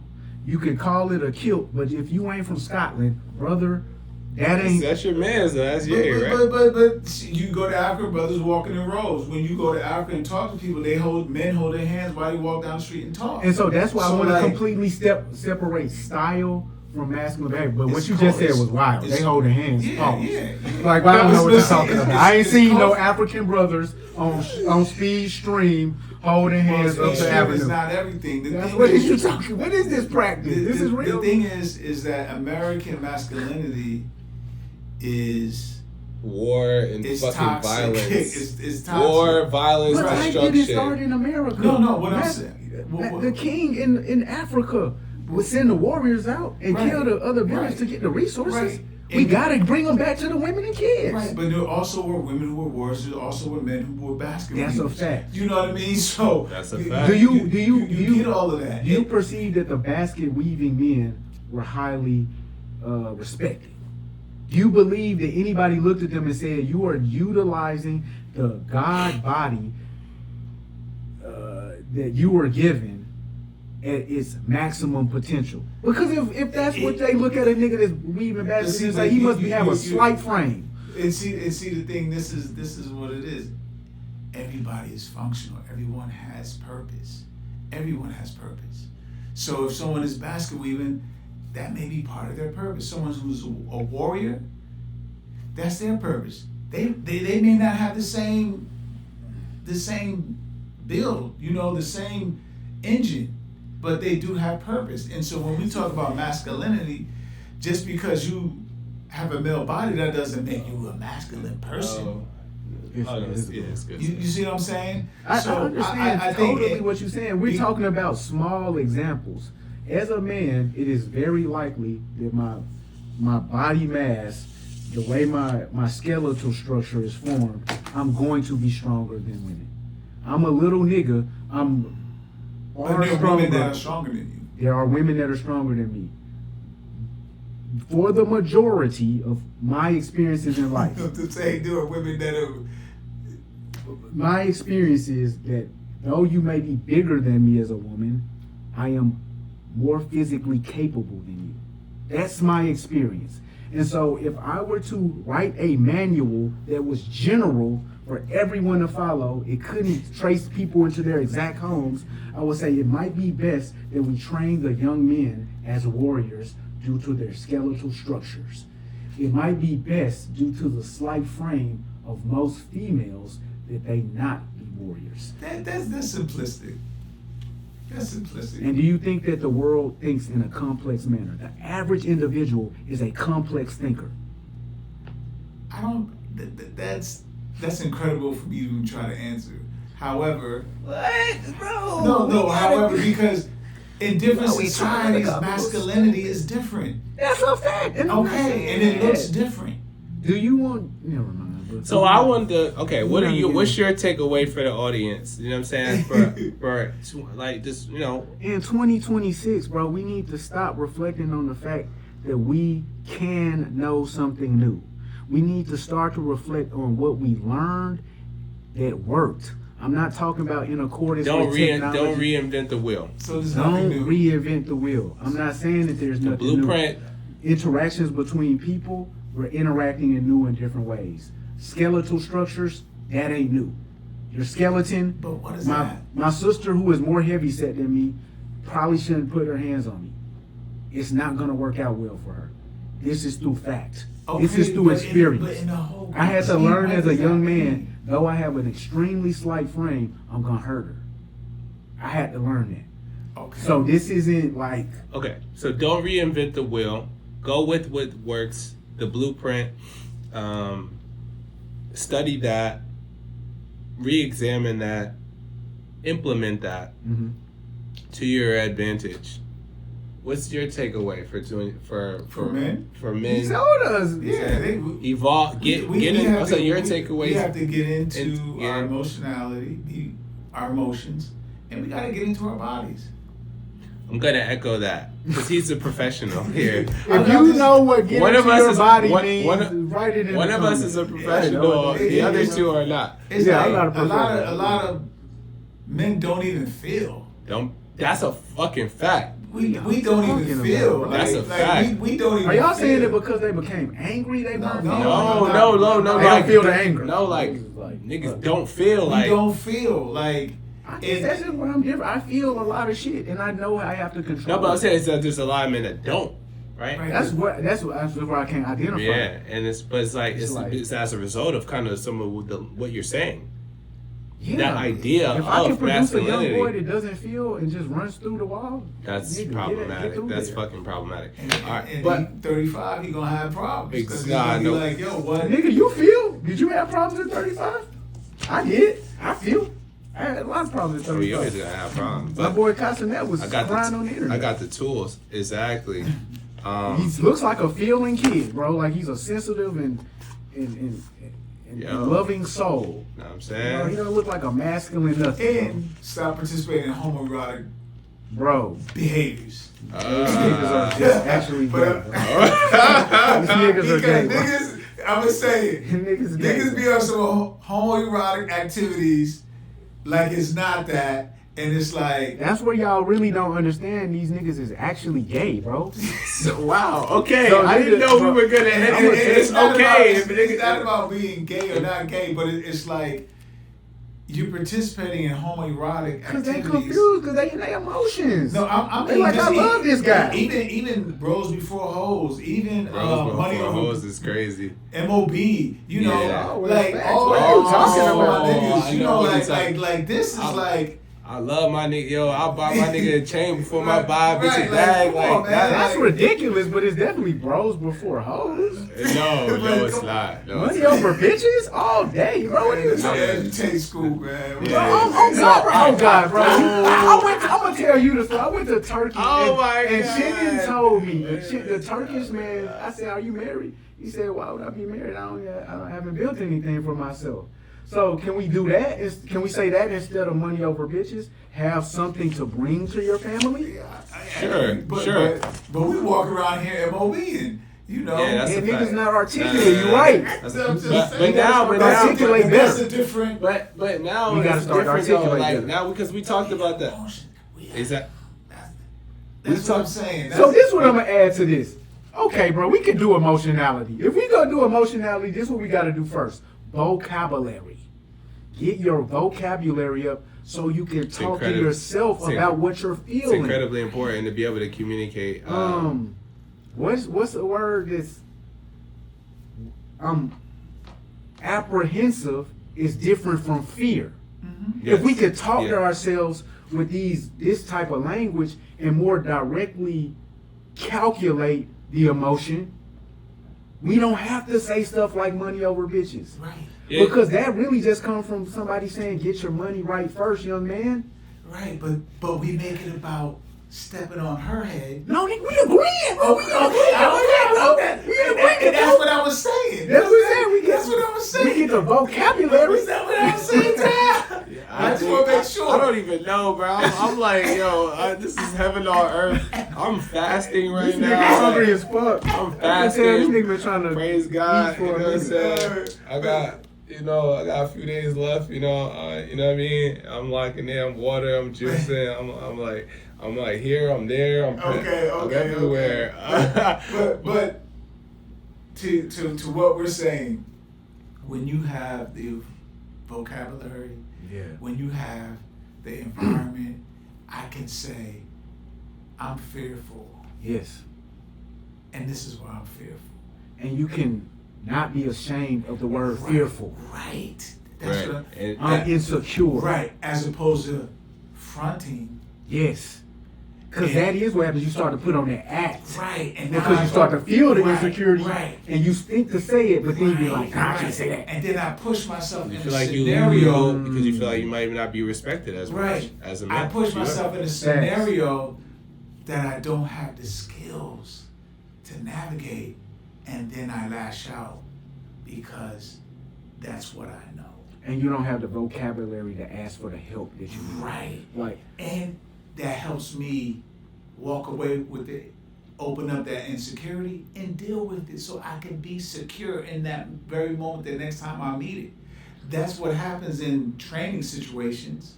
And then you could, like, so I was at the dentist the other day. She was tapping on my tooth. There's something wrong with it. And she was saying, is it throbbing? And whatever the case was, in that moment, I couldn't identify with the word throbbing. So we kept trying to communicate back and forth. It was a few days later when it actually felt that I had to go in and write down what to tell her. Okay, this is what I can say, so now she can help me. And that's what the black man needs now. That's what the we niggas need the tools. You know what I'm saying? Yes. Niggas need the clothes because you had to put on the herb to help you. Yeah. Oh no, that's fact. The woman is extremely important. She is divine. That's what I'm saying. She's divine. And we can't communicate to her to say, this is what I need. God sent it through her. Damn. Hey. You see what I'm saying? Heaven on earth. Divinity. You know what I'm saying? And that subscribe. I appreciate us getting to that point. I appreciate us. It take a long time. People don't want to keep the conversation going because it gets circular and confusing. So they say, we don't agree, we're going to stop. But if we keep going, sometimes we can get to the place of understanding. And that's communication, and that's also understanding. I'm learning your vocabulary as we talk. And that's what you're doing with everybody, actually. Right. Because just because you use the same words, they don't have the same meaning. That's a fact. That's a full fact. So, in this process, we just went through that. Yeah. You know, and I'm open to you open to me. And it did. You see what I'm saying? If either one of us was closed in that moment, or really super protective of our perspectives, like, oh, I'm going to be very protective. You have to be protective enough to keep presenting it. Yeah. But you got to be open enough to, like, okay, but that's a fact. That's a fact. Let's be pulling together. Right. And that's what happens in relationships. Yeah, a lot of the time, bro. And women so stupid they don't understand nothing. These are jokes, bro. I'm making a joke, bro. That's why I'm making a joke. I'm playing the role of a repressed black man who hasn't gotten in touch with my emotions yet, my emotionality, or my vocabulary. That's why I'm so stupid. I don't even know nothing. And I'm just the strongest nigga. Right. That's how I really be coming across. Yeah. And we need them to like and subscribe and tap in on all audio platforms. You know what I'm saying? We everywhere you listen to podcasts, we're there. So, you know what I'm saying? Tell a friend, get it, put your girl on for Valentine's Day. Tell her, hey, bro, this is a new pod, like, tap in. Whoa. I literally think you stopped right at the perfect time. Hey, man. Hey, bro. That was a good post. Can I call you back like in 30 minutes? I just saw him. The whole shit, actually, even before we got into that last combo, I felt really good about. Yeah, that last tired. one. Yeah, tired. Let me check my mail because I had to move, so they might have sent it. They might have sent it. That's kind of what's for the men's. All right, I'm gonna get you back. Yeah, bro, we gotta start. But niggas need to hear that. No, bro, I sent a message out to 10 of y'all. I think I liked To it. 10 of y'all niggas. No. I was intentional about looking at it. Nobody said. Oh, I think I liked it, bro. I ain't gonna lie, bro. I did something. No. Nobody did nothing. Nobody said nothing, like nothing. Appreciate you, bro. Oh, yeah. Yo, yeah, I feel like, like, this is the second time. I feel like, you know what I'm saying? Like, it just adds more value, like, you know what I'm saying? And I didn't even to put the conversation. 100%. To have that fourth person, like you were saying. Oh, yeah, and yeah, then, yeah. like, and then just your perspective and everything and how you was more vocal this time. I felt like than you were last. I was just bouncing off of y'all because I know, because I'm familiar with y'all rhythm. Like Ty kind of like keeps the script, and then I do something. you do your thing, and then I was feeling her, you know. So, you know, and then how y'all move. So I was a little bit more comfortable, you knew where you fit in. Yeah. See, It ain't coming through yet, bro. Like it says waiting. Maybe I should just start this over. Man. Oh man, you should. Man, when I'm talking basketball, Actually, let me do it like this. Oh, when I'm coaching, man, it's like right now I'm giving a speech like I'm like, come on, man, I can't even talk to y'all, man. Like, coach, you just can't say that, man. No, it's funny. It's funny that it has taken on a new life because when I was younger, it was no homo. Right. Like that was the whole thing. It was no homo. Like that went away. Like when Kobe, I remember when Kobe got fined because he said faggot on the bench. He got fined, and that was when really it was like you can't say no homo no more. Like, but then you know the pause and the hey yo, that was always New York. It was it was small. It was like in Atlanta, like or whatever. They wasn't saying pause. Like that was not a thing. But Cam and Mace. Their show, it is what it is. Yeah, that's what they like all them Harlem guys, Dame Dash, Jim Jones, they reintroduced it to the new, like now it's And then when they started using it in sports vernacular, even the commentators are saying, Gus Johnson is saying, he said pause? Yeah, he said pause all the time. Bro, listen, and then you got Mello. I be watching. Mello, they be like, pardon the left. Yo, pardon the left. Right. Yo, because Vince Carter, this nigga Mello, Vince Carter was on he was on TV with Mello and some other